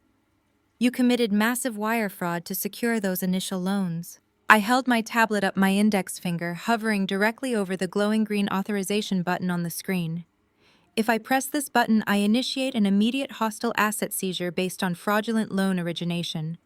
It bypasses civil foreclosure entirely and automatically triggers a criminal referral to the FBI. Your accounts will be frozen before you even reach the end of my driveway. I maintained direct, unbroken eye contact with Preston. I did not blink. I simply pressed my index finger down against the smooth glass of the tablet. The screen flashed a vibrant confirmation graphic, instantly transmitting a sequence of encrypted digital commands from my porch in Buckhead directly to the Executive Compliance Division of Vanguard Acquisitions in Manhattan. The legal machinery I had spent months quietly assembling was now fully unleashed. There was no going back. There were no appeals. The hammer had officially fallen. I lowered the tablet and handed it back to DeAndre, who slipped it seamlessly into his leather portfolio. The silence that descended over the front entrance of my estate was heavy and suffocating. The cool morning air felt charged with electricity. Chloe looked back and forth between her husband and me, her perfectly contoured face pinched in utter confusion. She was entirely incapable of comprehending the corporate warfare occurring right in front of her. Vivian had retreated completely against the brick column, her breath coming in ragged, shallow gasps as she clutched her chest. She understood exactly what that single button press meant for her own fraudulent involvement. Preston stood paralyzed. The arrogant posture he had weaponized for a decade had completely evaporated. He opened his mouth to speak, perhaps to issue another hollow threat or to demand an explanation, but his vocal cords refused to cooperate. He swallowed hard, his Adam's apple bobbing erratically. He was waiting for the punchline. He was waiting for me to reveal this was an elaborate bluff. Exactly 5 seconds passed. I counted them silently in my head. 1, 2, 3, 4, 5. Preston's cell phone erupted into a frantic, piercing ringtone. The sound shattered the quiet morning, causing both Chloe and Vivian to jump violently. Preston stared down at the device still clutched in his trembling hand. The screen illuminated, displaying the name of his chief operations manager, David. Preston had likely ignored David all morning, assuming any calls were just routine office matters, while he was busy trying to steal my house. "Answer it, Preston," I instructed, my voice calm and devoid of pity. "That is a call you cannot afford to send to voicemail." His hands shook so violently, he nearly dropped the device twice before managing to swipe the screen. He brought the phone up to his ear slowly, as if the plastic and glass had suddenly turned white hot. Preston did not even have the chance to say hello. David's voice exploded through the earpiece. The volume was so loud, the panic so raw and unhinged, that I could clearly hear every single frantic syllable from where I stood safely behind DeAndre. David was hyperventilating, shouting over a chaotic cacophony of background noise that sounded like absolute pandemonium. "Preston, you need to get down here right now," David screamed, his voice cracking with sheer terror. "The feds are here. They are everywhere." Preston's face drained of all remaining color, turning a sickly, translucent shade of gray. "What are you talking about?" Preston choked out his voice, barely a raspy whisper. "Who is there?" "Federal marshals and a massive team of forensic auditors." David shouted back, the sound of heavy boots and slamming doors echoing clearly through the phone line. "They just swarmed the main lobby. They completely bypassed the front security desk and locked down the entire 12th and 13th executive floors. They have a federal warrant for immediate asset seizure based on commercial wire fraud. They are physically pulling the hard drives out of the servers right now. They are bringing in dollies and boxing up all the physical files from your personal office and the accounting department." Preston staggered backward, his knees visibly buckling under his own weight. He leaned heavily against the brick wall of my porch to keep from collapsing onto the flagstone. He tried to speak, tried to formulate a command, but only a pathetic, breathless sound escaped his throat. David continued his panicked report, completely oblivious to his boss's physical collapse.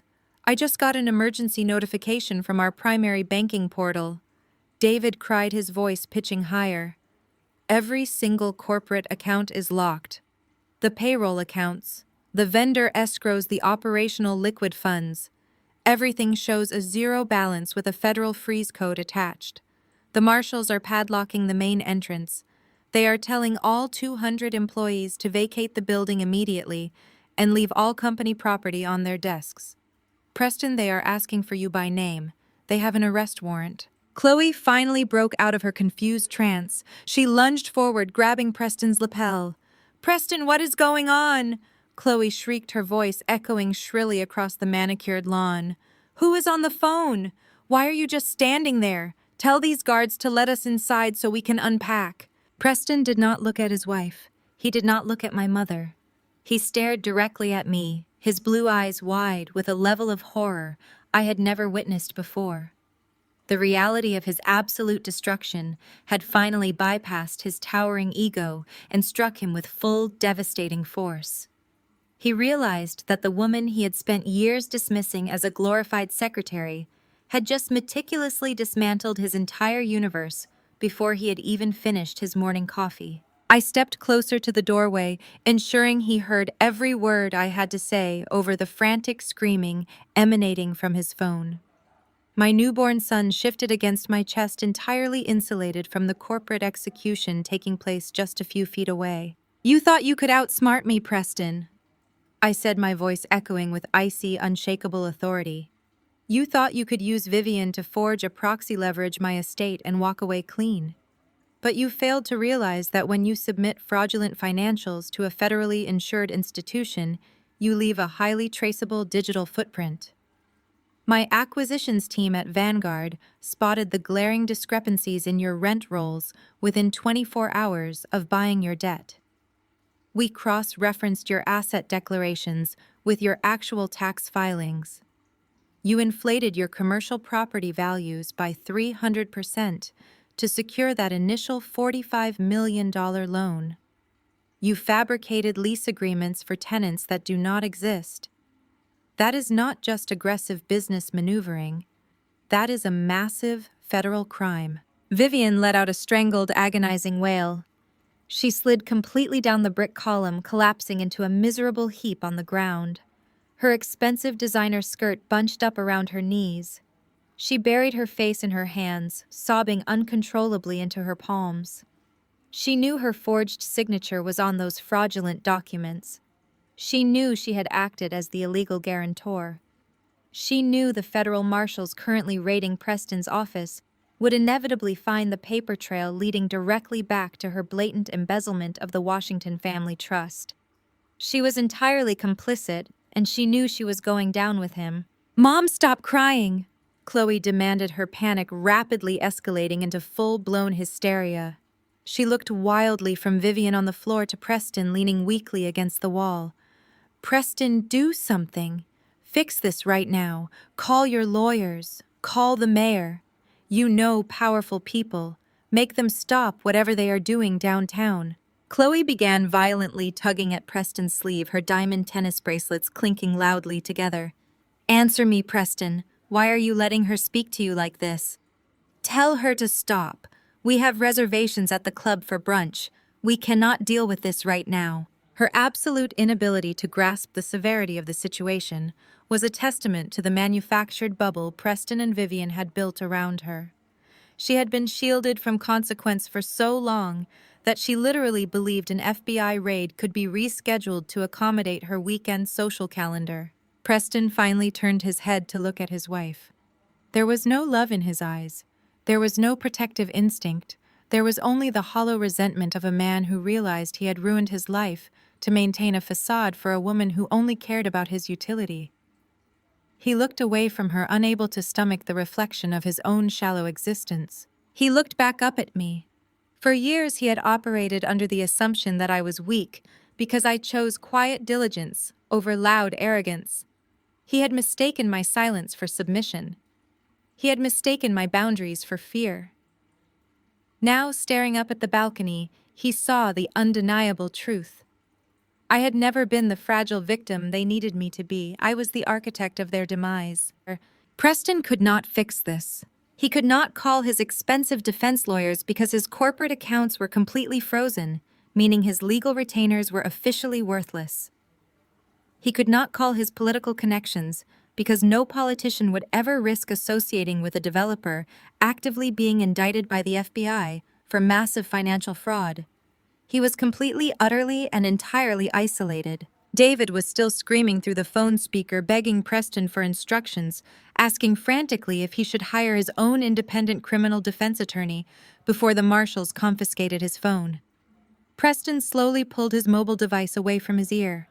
His hand went entirely limp. He opened his fingers. The expensive smartphone slipped from his grasp. It fell through the cool morning air and struck the hard concrete porch with a loud, sharp crack. The screen shattered instantly, sending a dense spiderweb of jagged glass radiating outward from the point of impact. David's frantic voice was abruptly silenced as the device powered off forever. Preston slumped forward, staring blankly at the shattered pieces of technology scattered at his leather-clad feet. His broad shoulders caved inward, completely defeated. The bespoke Italian suit he wore suddenly looked 2 sizes too big, hanging off a man whose entire foundation had just been vaporized. He looked down at the broken phone, then up at the unyielding locked doors of my estate. He realized he had just lost his entire commercial business. He realized his carefully curated reputation among the city's elite was permanently destroyed. He realized his freedom was gone, entirely replaced by the impending reality of a lengthy federal prison sentence. He had strutted onto my porch expecting a total unearned conquest.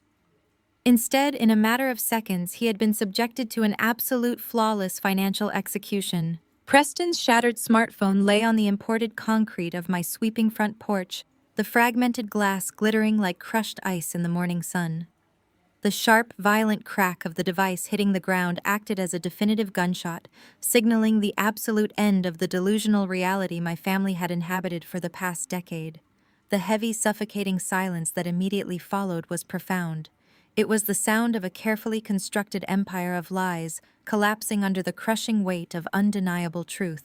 Vivian remained slumped against the thick brick column of the entryway, her chest heaving as her lungs desperately fought for oxygen. For several long, agonizing seconds, she simply stared at the broken pieces of technology scattered around Preston's expensive Italian leather shoes. The gears in her mind were turning with frantic, terrifying speed. The absolute reality of my words was finally piercing through her manufactured ignorance. She was mentally replaying every conversation, every signed proxy, every desperate plea Preston had made to her over the last 6 months. She had illegally drained the Washington family trust funds. She had committed blatant, highly traceable federal embezzlement. She had signed fraudulent deeds of trust. She had willingly orchestrated a massive financial crime, all under the strict assurance that Preston's commercial real estate firm possessed billions in hidden liquidity. Preston had promised her that leveraging my personal estate was merely a temporary routine corporate maneuver to outsmart a temporary cash flow issue. He had guaranteed her complete legal immunity and promised to elevate her high society status to unparalleled heights. Now looking at the hollow, hyperventilating man leaning weakly against my property, Vivian realized the catastrophic extent of his deception. Preston was not a billionaire titan of industry experiencing a minor liquidity crisis. He was a spectacular failure. He was a complete financial fraud who had knowingly manipulated his mother-in-law into committing federal felonies just to artificially inflate his failing businesses for a few more months. He had used her as a human shield, eagerly sacrificing her freedom to protect his fragile, unearned ego. The transformation of my mother was visceral and terrifying to witness. The perfectly poised, meticulously manicured matriarch of the Washington family completely vanished. The elegant woman who had spent 30 years obsessing over country club optics, designer labels, and social hierarchies was instantly replaced by a feral, cornered animal. The sheer magnitude of the betrayal ignited a venomous, unhinged fury deep within her chest. Vivian pushed herself off the ground, her movements jerky and erratic. Her expensive silk skirt was wrinkled and stained from the concrete, but she did not care. She marched directly toward Preston, her eyes burning with an intense, murderous rage. Preston barely registered her approach. He was still paralyzed by the reality of the federal marshals currently padlocking his downtown corporate headquarters. "You lied to me!" Vivian screamed, her voice tearing through the quiet, affluent neighborhood with absolute ferocity. "You looked me directly in the eyes and you lied to me." Preston slowly turned his head, his blue eyes vacant and glassy. He opened his mouth perhaps to offer another pathetic excuse, but Vivian did not give him the opportunity. She raised her right hand and brought it across his face with a devastating explosive force. The sharp cracking sound of her palm striking his cheek echoed loudly across the porch. The impact snapped Preston's head violently to the side, leaving a stark, bright red handprint blooming across his pale skin. "You told me you had the capital!" Vivian shrieked, striking him hard on the chest with both of her fists. "You told me the trust transfer was a simple collateral hold. You drained every single cent of my liquid assets. You made me forge those documents. You made me cross a line I can never come back from, and you did it knowing you were already bankrupt." Preston stumbled backward, raising his hands in a weak, pathetic attempt to defend himself from his mother-in-law's assault. He did not fight back. He possessed absolutely no strength left to fight. The bravado, the arrogance, the aggressive swagger that had defined his entire personality had been entirely surgically excised. He simply absorbed the blows, looking completely pathetic as Vivian continued to scream and strike him. Chloe stood frozen a few feet away, her hands clamped over her mouth in absolute horror. She watched her mother physically assault her husband on the front steps of my estate, The cognitive dissonance was simply too massive for her fragile, sheltered mind to process. Chloe had spent her entire adult life relying on the absolute certainty that Preston was a financial genius, and Vivian was the untouchable queen of our social circle. Her entire identity, her self-worth, and her arrogant cruelty toward me had been entirely dependent on their perceived power. Now she was watching that power disintegrate into ugly, violent dust. She looked at Preston, the man who was supposed to shower her in diamonds and luxury vacations, currently cowering like a beaten child. She realized the penthouse was gone. The designer wardrobe was gone. The exclusive country club memberships, the luxury cars, the lavish dinner parties, everything that gave her life meaning had just been seized by federal auditors. She was officially the wife of a disgraced, destitute felon. Chloe slowly turned her gaze away from the pathetic scuffle and looked up at me. I remained standing perfectly still on the marble floor of the foyer, holding my sleeping son flanked by my armed tactical security team and my senior legal counsel. I was completely untouched by their chaos. I was the absolute authority. I was the billionaire they had desperately tried to destroy. The realization hit Chloe with crushing gravitational force. I was the only person left in the world with money. I was her only lifeline. The last remaining shreds of Chloe's misplaced pride evaporated. The entitlement that had fueled a lifetime of vicious sibling rivalry vanished completely. Her knees simply gave out. Chloe collapsed onto the hard concrete of the porch, the heavy fabric of her expensive designer dress pooling around her. She looked up at me, her face completely soaked in tears, her mascara running down her cheeks in dark, ugly streaks. "Zariah, please," Chloe begged, her voice a hysterical, agonizing wail. "Please, you have to help us. I did not know anything about the forged documents. I swear to you, I did not know he was breaking the law." She crawled forward on her hands and knees, ignoring the sharp pain of the concrete scraping against her bare skin. She reached her hands out toward the heavy iron gates of my entrance, her fingers desperately grasping at the empty air. She was sobbing uncontrollably now, her chest heaving with violent, pathetic gasps. "You have billions of dollars!" Zariah, Chloe cried, her voice echoing with raw, unfiltered desperation. "You run the private equity firm. You own the debt. You can stop the federal marshals. You can cancel the audit. A few $1,000,000 is absolutely nothing to you. Please, Zariah. I am begging you. Give us a loan. Pay off the banks. Save my marriage. Save my reputation. If Preston goes to federal prison, I will lose everything. My friends will laugh at me. I will be ruined. You are my sister. You have to save me." The sheer scale of her delusion was staggering. Even while kneeling on the concrete, utterly destroyed and begging for financial salvation, her primary concern remained her fake high society reputation and the opinions of her shallow country club friends. She wanted a multi-million-dollar bailout from the sister she had relentlessly bullied simply to avoid social embarrassment. The chaotic noise of Chloe's hysterical sobbing finally pierced through Vivian's unhinged rage.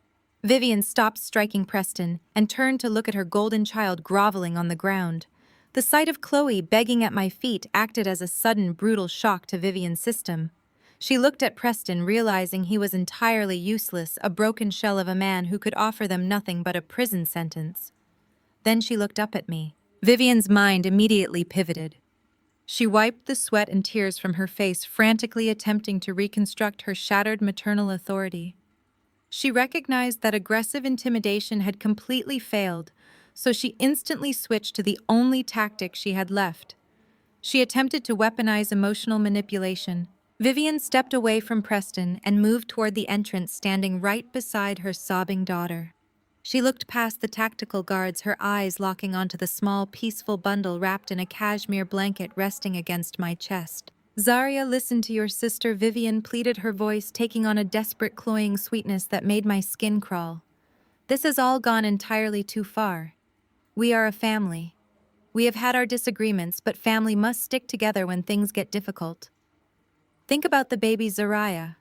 Think about your beautiful newborn son." She actually pointed a trembling finger toward my child, attempting to use his innocent existence as leverage. "You do not want to raise a child in a family torn apart by legal battles and federal indictments. You do not want your son growing up knowing you sent his uncle to federal prison and left his grandmother destitute. We need to present a united front for the sake of the next generation. We must protect the family legacy. Vivian took a step closer to the gate, her tone shifting from pleading to an urgent, frantic demand. Tell your security guards to stand down, Zariah. Open the doors and let us come inside.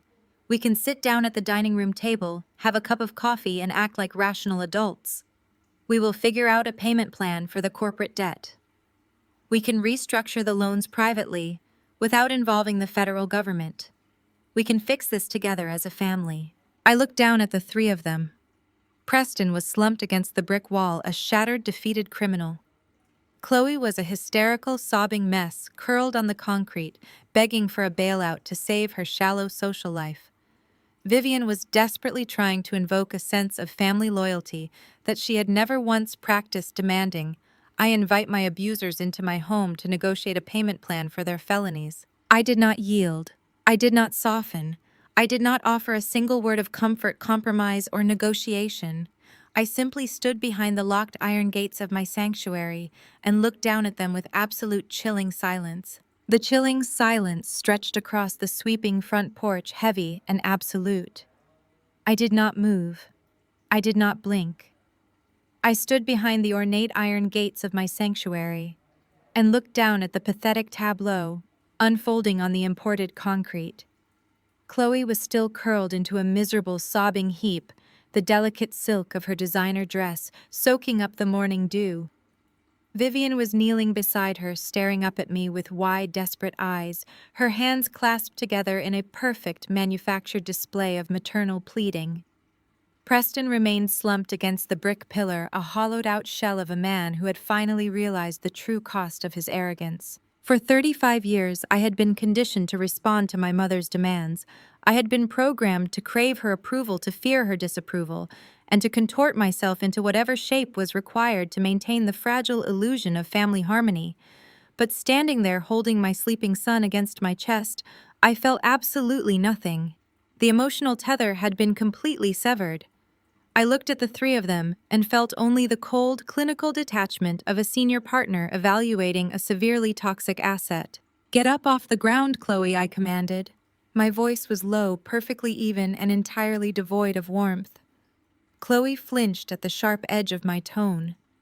She slowly pushed herself up into a kneeling position, her mascara smeared across her face in dark, ugly streaks. She looked up at me with a glimmer of pathetic hope, genuinely believing that her theatrical display of submission had successfully secured a multi-million-dollar bailout. "You want to talk about family, Vivian?" I said, shifting my gaze to my mother. "You want to invoke the sacred bond of blood to save yourselves from federal prison. Let us review exactly how this family has functioned for the past decade." I stepped closer to the railing, projecting my voice with surgical precision. "Every single Thanksgiving, every Christmas dinner, every country club gala, you paraded Chloe and Preston around as the ultimate standard of success. You loudly praised his commercial real estate empire to anyone who would listen. You celebrated Chloe's lavish lifestyle, her luxury vehicles, and her penthouse views. And while you were basking in the reflected glory of their manufactured wealth, you went out of your way to remind me of my supposed failures. You called me a disappointment. You called me a mid-level manager. You told our relatives that I was wasting my life pushing papers at a boring, nameless financial firm because I lacked the charisma and ambition to secure a wealthy husband." Vivian opened her mouth to protest, a weak, trembling sound escaping her throat, but I immediately cut her off. "Do not speak," I ordered, my voice echoing off the marble foyer behind me. "You do not get to speak. You only get to listen." I looked down at Chloe, whose tear-stained face was contorted in confusion. "You mocked my career choices." "Chloe," I continued, my gaze locking onto my sister. "You laughed when I missed family vacations to stay late at the office. You sneered at my wardrobe, my vehicle, and my quiet life. You proudly declared me socially unfit because I refused to participate in your shallow, performant reality. But the absolute magnificent irony of this entire situation is the foundation upon which you built your arrogance. I pointed a finger directly at Preston, who flinched and pressed himself harder against the brick wall. Your entire existence was funded by fraud, I stated, the words landing like physical blows. Your husband was forging bank documents to secure toxic loans just to pay the interest on his previous failures. And when the banks finally caught on, when his fake empire started collapsing, he did not act like a titan of industry. He panicked, and he convinced his mother-in-law to illegally drain the Washington family trust funds to cover his deficit.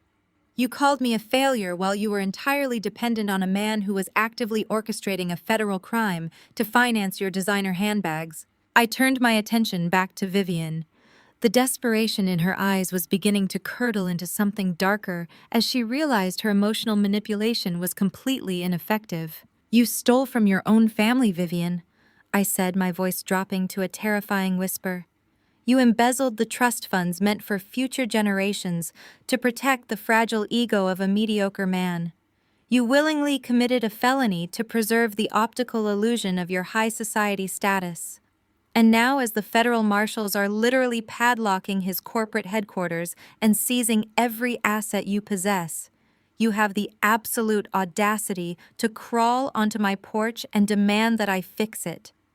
You demand that I open my doors and invite my abusers inside to negotiate a payment plan. Zariah, please, Vivian begged, her voice taking on a frantic, grating edge. You have the capital. You bought the debt. You can stop this. We are your blood. You cannot just abandon us to the authorities. I stood perfectly still, allowing the cool morning wind to brush past me. You are absolutely right about one thing, Chloe, I said, addressing my sister's earlier plea. A few $1,000,000 is nothing to me. I could pay off Preston's toxic debt in full without making a single adjustment to my personal portfolio. Vanguard Acquisitions handles transactions 100 times larger before lunch. I have the power to halt the foreclosure, satisfy the auditors, and wipe this entire disaster away with a single signature. Chloe gasped, a pathetic smile breaking through her tears. She scrambled to her feet, her hands clasped together in gratitude. Oh, thank you, Zariah. Thank you. I promise we will pay you back. We will do whatever you want. I did not smile back. I looked at her with an expression of absolute, unyielding stone. But you will not see a single dime of my money, I declared, the finality of the statement echoing across the lawn. Chloe's pathetic smile vanished instantly. She stumbled backward as if she had been physically struck, her mouth opening in silent shock. Vivian let out a sharp, indignant gasp, her hands dropping to her sides. You do not get to weaponize the concept of family only when it becomes financially convenient for you, I stated, dismantling their entire strategy. Blood does not automatically excuse a decade of psychological abuse. Blood does not grant you a blank check to my bank accounts. Blood does not give you permission to treat me like an insignificant peasant for 10 years and then demand I act as your personal savior the moment your fraudulent reality collapses. I stepped back from the railing, signaling the absolute end of the negotiation. You chose to build your lives on a foundation of lies, theft, and corporate fraud. I said, my voice echoing with the absolute authority of a judge handing down a sentence. And now you will face the mathematical consequences of those choices. I will not lift a single finger to stop the federal investigation. I will not authorize a loan. I will not restructure your debt. I will not fund my own oppressors. You are officially trespassing on my property. Turn around, walk down my driveway, and never attempt to contact me again. The silence returned heavier and more dangerous than before. The sheer, unapologetic finality of my rejection hung in the air, completely suffocating their last remaining shred of hope. They had played every card they possessed. They had tried intimidation, they had tried begging, and they had tried emotional extortion. Nothing had worked. I was entirely impenetrable. And as the reality of my absolute refusal finally sank in the pathetic facade of the loving, desperate family, completely dissolved, Vivian's face contorted into an ugly, furious mask. The desperate, pleading grandmother vanished instantly, replaced by the vicious, hateful narcissist I had known my entire life. The realization that she was not going to get a single cent of my fortune ignited a blinding, toxic rage deep within her chest. She stood up straight, aggressively smoothing down her wrinkled silk skirt, her eyes burning with pure, unadulterated malice. She reached out and violently grabbed Chloe by the arm, yanking her daughter upright. "Get up, Chloe!" Vivian snapped, her voice dripping with pure venom. "Stop groveling. We are done here." Vivian glared up at me, her chest heaving with fury. "Fine," she spat, her voice echoing shrilly across the concrete porch. "Keep your dirty corporate money. We do not need your charity. We do not need a single thing from you. You have always been a cold, ungrateful, miserable child, and all the money in the world will not change that." She took a step back, wrapping her arm protectively around Chloe, while completely ignoring Preston, who was still slumped against the brick pillar in a state of catatonic shock. "You think you have won because you bought a few loans?" Vivian sneered, her lip curling into a sneer of absolute contempt. "You think you can destroy us and just walk away? We do not need this house, and we do not need your private equity firm. We still have the Washington ancestral estate in Savannah. We will retreat to the family home. We will regroup. We have powerful friends who will ensure Preston beats these ridiculous federal charges.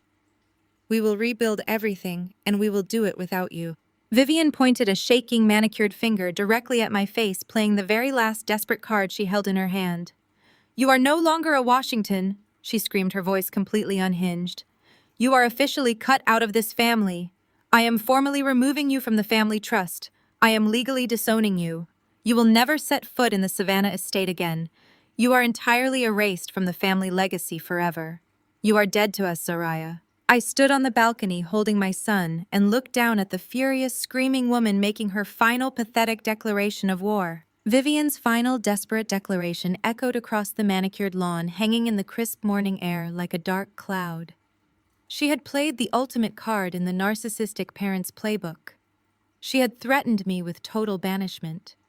She genuinely believed that stripping me of the Washington name and excommunicating me from the ancestral family estate in Savannah would break my spirit. She stood there with her chin raised, her chest heaving, waiting for the devastating impact of her words to finally force me to my knees. I looked down at her from the balcony. I did not gasp. I did not shed a tear. I did not offer a single word of apology. Instead, I allowed myself a genuine, unrestrained smile. It was a slow, deep smile of pure, profound satisfaction. It was the smile of a woman who had spent 35 years carrying the crushing weight of her family's impossible expectations, only to finally realize that the burden was entirely imaginary. The sheer absurdity of Vivian threatening to take away something that no longer belonged to her was genuinely entertaining. Vivian's triumphant posture faltered. The corners of her mouth twitched downward. She had expected hysteria, or at the very least a desperate plea for forgiveness. My complete emotional detachment unnerved her more than my anger ever could. "You find this amusing?" Vivian hissed, her voice trembling with uncertainty. "You think being cut out of this family is a joke? You are losing your legacy, Zariah. You are losing everything that makes you a Washington." I shifted my newborn son securely against my shoulder and slowly descended the sweeping marble staircase. The soft sound of my heels against the plush runner was the only noise in the grand foyer. I walked with the unhurried grace of a predator that had already won the hunt. I reached the bottom step and walked directly toward the open double doors, stopping right beside DeAndre.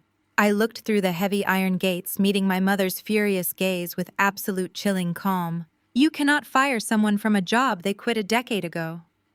"Vivian," I stated clearly, my voice carrying the sharp authority of a corporate executive. "And you cannot banish me from a legacy that you have already destroyed." I gave DeAndre a subtle nod. My attorney did not miss a beat. He reached into his leather portfolio for the third time this morning. He bypassed the thick legal contracts and the certified deeds, extracting a sleek red manila folder. He stepped forward, his posture rigid and professional, and extended the folder through the wrought iron bars of the security gate directly toward my mother. Vivian stared at the red folder as if it were a venomous snake. She refused to raise her hands. She simply glared at DeAndre, her chest rising and falling in rapid, panicked breaths. "Take the folder, Mom," Chloe whimpered from the ground, her hands clutching her tear-stained face. "Just look at it. Please just see what she wants. With a jerky, erratic movement, Vivian snatched the folder from DeAndre's hand. She flipped it open. Her eyes darted aggressively across the top page, scanning the bold black ink and the heavy legal seals stamped at the bottom. I watched her pupils dilate. I watched the remaining color completely drain from her face. I watched her lips part in a silent, agonizing gasp as her brain struggled to process the catastrophic reality printed on the page. No, Vivian whispered, her voice barely audible. No, this is a mistake. This is a clerical error. My lawyers have been handling this. They promised me they filed an extension. Your lawyers lied to you, Vivian. I said, my tone surgical and precise. Or more likely, they simply stopped working for you when the retainer checks started bouncing. Read the header on the document. Read it aloud for your golden son-in-law to hear. Vivian shook her head violently, taking a step backward. She clutched the folder to her chest, refusing to look at me. It is a mistake, she repeated, her voice rising in pitch. Allow me to clarify the situation for everyone on the porch, I announced, addressing the miserable trio standing in my driveway. That red folder contains a formal finalized notice of foreclosure accompanied by a judicially mandated writ of eviction. Chloe let out a sharp cry of confusion. Foreclosure. Foreclosure on what? We do not live in a house. We live in a penthouse. I ignored my sister and kept my eyes locked entirely on my mother. For the past 6 months, you have been funneling every available cent of the Washington Family Trust into Preston's failing development firm, I explained, dismantling her illusion piece by piece. You drained the maintenance accounts. You drained the liquid capital. You even drained the emergency reserves. You were so desperate to keep Preston's sinking ship afloat, so desperate to maintain your proximity to his fake wealth, that you neglected the only real asset this family possessed. You stopped paying the mortgage and the property taxes on the Savannah estate. Vivian squeezed her eyes shut, shaking her head as if trying to physically dislodge my words from her mind. The bank sent you warning letters, I continued, my voice relentless. They sent default notices. They sent certified mail. You hid all of it. You buried the notices in your desk drawer, praying that Preston's massive Azure Plaza project would somehow magically turn a profit so you could quietly replace the stolen funds before anyone noticed. But Preston is a fraud, and the money never materialized. The bank moved swiftly to protect their investment. The Washington ancestral home went into full default. The bank seized the property and formally foreclosed on the estate 2 months ago. You do not know what you are talking about! Vivian screamed, her eyes snapping open, blazing with a desperate, manic denial. The Savannah house has been in this family for 4 generations. It is protected. It is untouchable. The bank cannot just take it. We will fight them. We will tie them up in litigation for decades. You cannot fight a bank when you do not have any money to hire an attorney, Vivian, I reminded her coldly. And you certainly cannot fight a bank when the property has already been sold. Vivian froze. Her mouth fell open. The aggressive defensive posture completely evaporated, replaced by a hollow, sickening terror. Sold, she choked out. 3 weeks ago, the bank placed the Savannah estate on the private auction block to recoup their losses, I revealed, delivering the ultimate coup de grace. It was a closed-door, cash-only commercial auction held in downtown Atlanta. You were not there, Vivian, because you were too busy driving around in a leased luxury vehicle pretending you were still rich. But I was there. I stepped closer to the iron gate, ensuring there was absolutely no physical or emotional distance between my mother and her total defeat. I walked into that auction house. I stated the weight of the truth landing like a hammer. I sat in the back row. I listened to a dozen developers try to bid on our family history, and when the auctioneer asked for the final offer, I raised my paddle. I outbid every single person in that room. I paid for the entire Savannah estate in cold, hard, untraceable cash. I did not use my personal name. I used my corporate entity. The Washington ancestral home, the very roof you just threatened to banish me from, is now fully and legally owned by Vanguard Acquisitions. Chloe let out a long, devastated wail, collapsing entirely against the brick floor of the porch. Preston buried his face in his hands, unable to look at the destruction he had caused.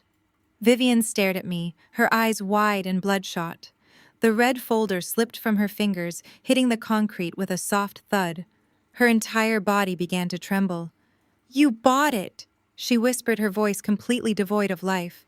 "You bought the family home." "I did not buy it to save you," I clarified immediately, slamming the door on any lingering hope she might have harbored. "I bought it because it was a prime real estate asset available at a distressed price. I bought it because I recognized the value of the land even if you did not. I own the legacy, Vivian. I am the legacy. You have absolutely nothing left to threaten me with." Vivian's face contorted in agony. She looked wildly around the driveway as if searching for a hidden escape route, an alternate reality where she was still the powerful, wealthy matriarch. "We will just go there anyway," Vivian cried, her voice cracking with frantic desperation. "We will drive to Savannah right now. You cannot stop us from entering the house. We have keys. My things are still inside. The family heirlooms are still inside. We will just move back in." I looked at the woman who had brought me into this world, feeling nothing but a vast, icy emptiness. "You do not have keys anymore," I informed her, delivering the final devastating hook. "While you and Chloe were busy driving up to Buckhead this morning to ambush me with fraudulent documents, my tactical security team was dispatched to Savannah. They executed the formal writ of eviction at exactly 8 o'clock this morning. The property has been completely cleared. Every single lock on the ancestral estate has been changed. A 24-hour armed perimeter has been established." I took one final step back from the gate, standing shoulder to shoulder with my attorney. "You cannot go to your penthouse because the federal marshals have seized it. You cannot go to the Savannah estate because I own it, and you are legally barred from the premises. Your corporate accounts are frozen, your personal trust funds are drained. You are officially homeless, you are entirely penniless, and you are standing on my porch with absolutely nowhere to go." I looked at the three of them, entirely broken and ruined, and offered them nothing but absolute chilling silence. The absolute finality of my silence hung in the cool morning air, heavy and suffocating. Vivian stared up at the balcony, her chest heaving with ragged breaths, waiting for a reprieve that would never come. She was entirely out of leverage. She was entirely out of time. I raised my right hand, my expression devoid of any remaining emotion, and I snapped my fingers. The sharp, singular sound cracked like a whip across the sweeping front porch. "Remove them from my property," I commanded. DeAndre nodded sharply. He raised 2 fingers in the air, signaling the heavily armed tactical security team stationed around the perimeter of my estate. 4 men stepped forward in perfect, intimidating synchronization. They moved with the cold, mechanical efficiency of professionals who did not care about designer labels or country club pedigrees. They only recognized the authority of the person signing their paychecks, and that person was me. Marcus, the lead security officer, stepped directly in front of my mother. "Ma'am, you are trespassing on private property," Marcus stated, his voice a low, unyielding rumble. "You need to vacate the premises immediately." "Do not touch me," Vivian shrieked, recoiling as if she had been burned. She clutched her expensive silk blouse, her eyes darting wildly around the porch. "I am a Washington. I am her mother. You work for her, which means you work for me. Tell them to back off, Zariah. Tell them to let us inside right now." I did not respond. I simply turned my back to the courtyard, adjusting my sleeping son against my shoulder, and stepped fully into the grand marble foyer of my home. "Escort them to the curb," I instructed DeAndre over my shoulder. "Make sure they take their trash with them." The security guards did not hesitate. Marcus reached out and firmly gripped Vivian by the upper arm.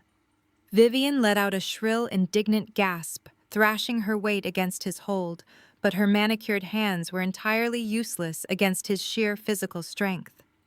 Another guard stepped forward and hauled Chloe up from the concrete by her shoulders.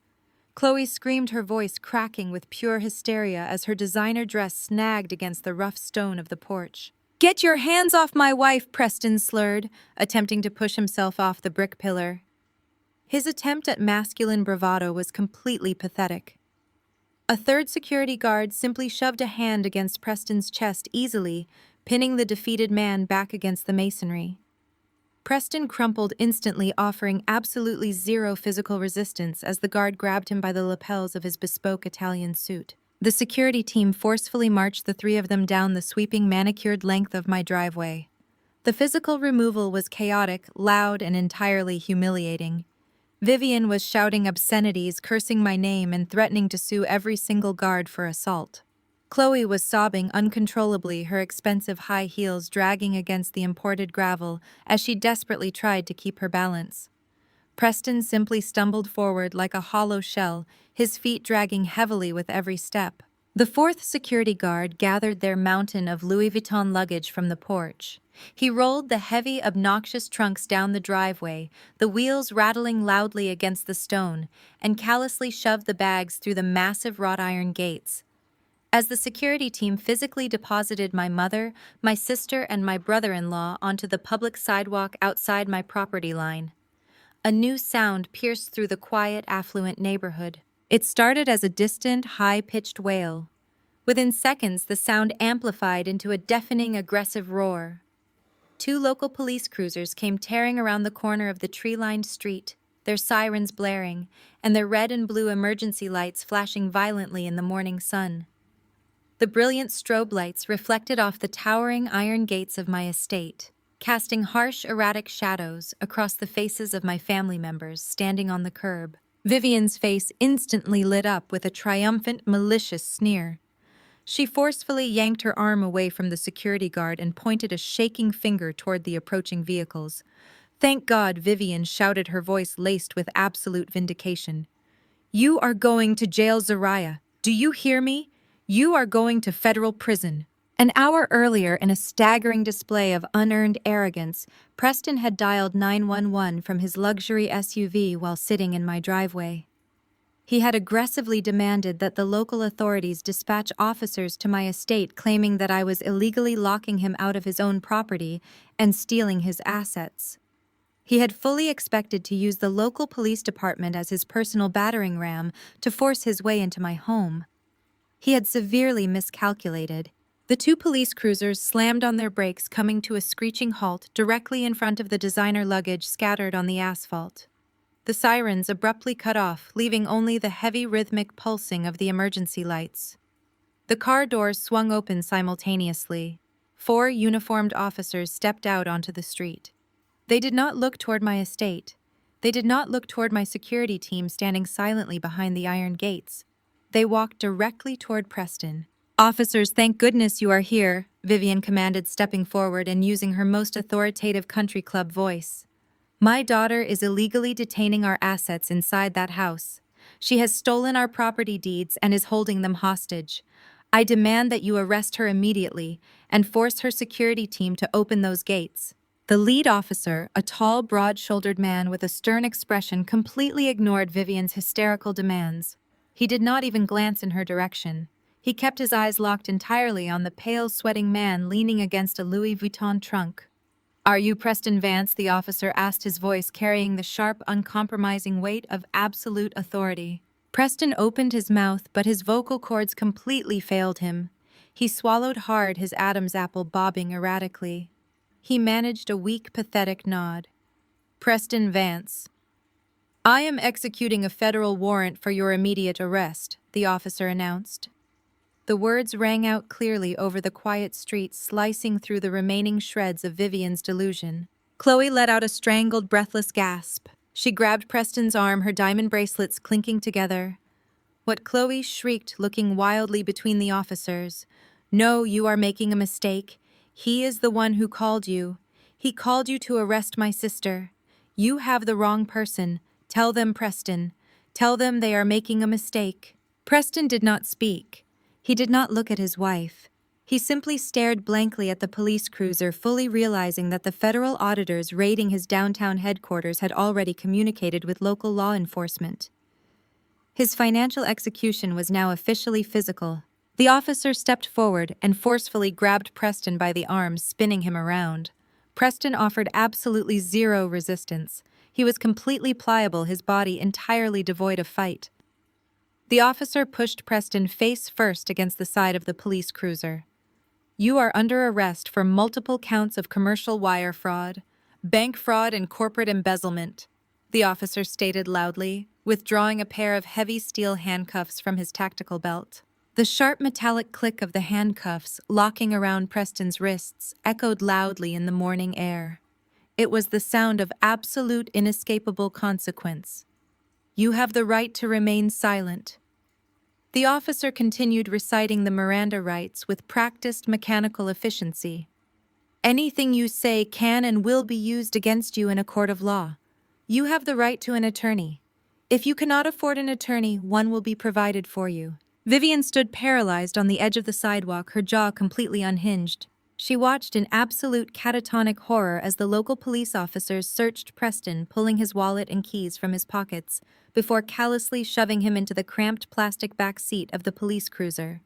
The heavy car door slammed shut with a definitive ringing thud. The officers did not offer a single word of explanation to Vivian or Chloe. They did not care about the women screaming on the curb. They simply returned to the front seats of their vehicles, shifted the cruisers into drive, and pulled away from the curb. The flashing red and blue lights disappeared down the winding suburban street, carrying Preston toward a booking cell, a federal indictment, and an inevitable prison sentence. The silence that descended upon the street was absolute. Vivian and Chloe were left standing entirely alone on the public concrete curb outside my property line. They were completely surrounded by a barricade of expensive, ostentatious designer luggage that they could no longer afford to transport anywhere. The morning dew soaked into their expensive shoes. The cool wind whipped their perfectly styled hair across their faces. They turned slowly, their eyes locking onto the heavy wrought iron gates of my estate. The gates were securely locked, manned by armed security personnel who stared back at them with total indifference. The magnitude of their total destruction finally settled over them. They had no access to the corporate accounts. They had no access to the family trust funds. They had no access to the penthouse, which was currently being raided by federal marshals. They had no access to the Savannah estate, which I now owned in cash. And the man they had relied upon to fund their delusional superiority was currently sitting in the back of a police car facing decades in federal prison. They were homeless. They were entirely penniless. They were completely stripped of their social standing, their reputation, and their manufactured pride. They had absolutely nowhere to go, no one left to manipulate, and absolutely nothing left to their names. They were left standing on the street, staring at the locked gates of the daughter they had thrown away entirely and permanently at my mercy. The flashing red and blue lights of the police cruiser completely faded from view, swallowed by the winding curves of the affluent neighborhood. The wail of the siren dissolved into a distant hollow echo before vanishing entirely. The quiet tranquility of the morning rapidly reasserted itself across the manicured lawns and towering oak trees. Vivian and Chloe remained standing on the public curb, two motionless statues, paralyzed by the absolute finality of their ruin. They were surrounded by a barricade of ostentatious designer luggage, staring blankly at the impenetrable iron gates of my estate. Further down the street, a massive commercial moving truck had been idling by the curb. It was the transport company Chloe had presumptuously hired to move her extravagant penthouse furniture directly into my home, operating under the delusional assumption that I would simply surrender my property to accommodate her crisis. The driver had parked at a distance, waiting for clearance to approach the gates. He had witnessed the entire spectacle unfold. He had seen the heavily armed tactical guards physically eject my family from the premises. He had watched the local police execute a federal arrest warrant and shove his client's husband into the back of a squad car. The driver wanted absolutely no part of this catastrophic legal disaster. He did not step out of the cab to ask for directions. He did not approach the weeping women on the sidewalk. He simply shifted the massive transmission into reverse. The loud, rhythmic beeping of the truck's backup alarm cut through the quiet street, serving as a mocking mechanical soundtrack to their ultimate destruction. The truck executed a clumsy three-point turn in the cul-de-sac and promptly drove away, taking Chloe's remaining possessions back to a storage facility she could no longer afford to pay for. The driveway was officially clear. The threat was entirely neutralized.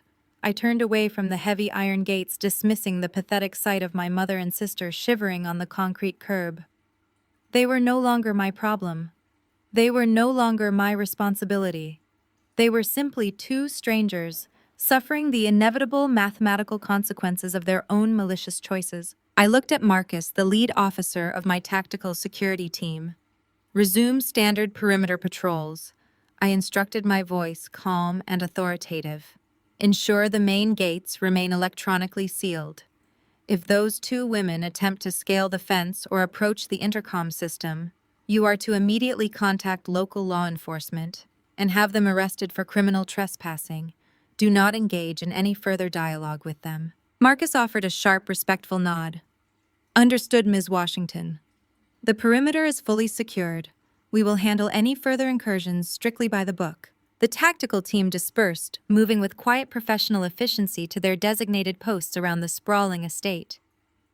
I turned my attention to DeAndre, who was calmly sliding the red manila folder back into his sleek leather portfolio. He looked incredibly sharp, projecting the calm, unshakable confidence of a legal architect who had just watched his masterpiece perfectly execute its intended function. DeAndre, I said, allowing a genuine, profound smile to finally break across my face. That was a truly flawless execution of our legal strategy. I could not have asked for a better senior counsel. DeAndre returned the smile, a subtle gesture of deep professional respect. It was a privilege to orchestrate this with you, Zariah. Preston left a digital paper trail so wide and so clumsy that dismantling his corporate structure was practically effortless. Arrogance makes people incredibly careless. We secured your assets, acquired the Savannah property at a fraction of its market value, and completely insulated your personal portfolio from the impending federal fallout. You are entirely protected. I thanked him again, knowing that the loyalty of a brilliant attorney was worth far more than the conditional loyalty of toxic blood relatives. DeAndre walked toward his parked vehicle, his job here completely finished. I turned my back on the courtyard, wrapping my arms protectively around my sleeping son, and walked toward the grand entrance of my home. The cool morning breeze brushed against my skin, but I did not feel cold. I felt incredibly light. I stepped over the marble threshold of my grand foyer and grasped the brass handles of the massive solid mahogany double doors. I pulled the heavy doors shut. The thick wood sealed perfectly within the frame, instantly silencing the outside world.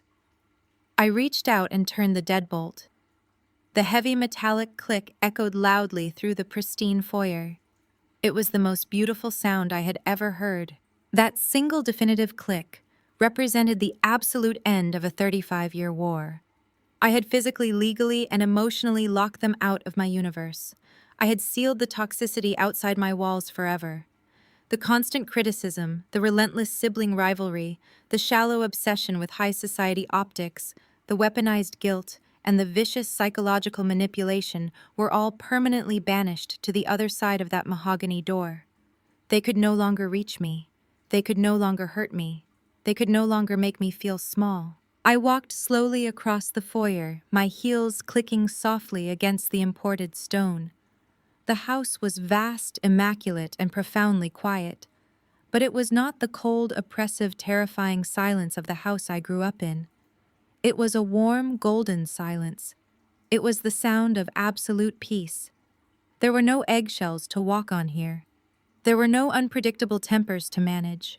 There was only the safe, unyielding sanctuary that I had built with my own intellect and determination. I climbed the sweeping curved staircase, gliding my hand along the polished oak railing. I moved down the long carpeted hallway and stepped into the nursery. The room was bathed in brilliant morning sunlight, streaming through the large floor-to-ceiling bay windows. The light caught the gentle dust motes dancing in the air, casting a warm, honey-colored glow over the soft, neutral tones of the walls.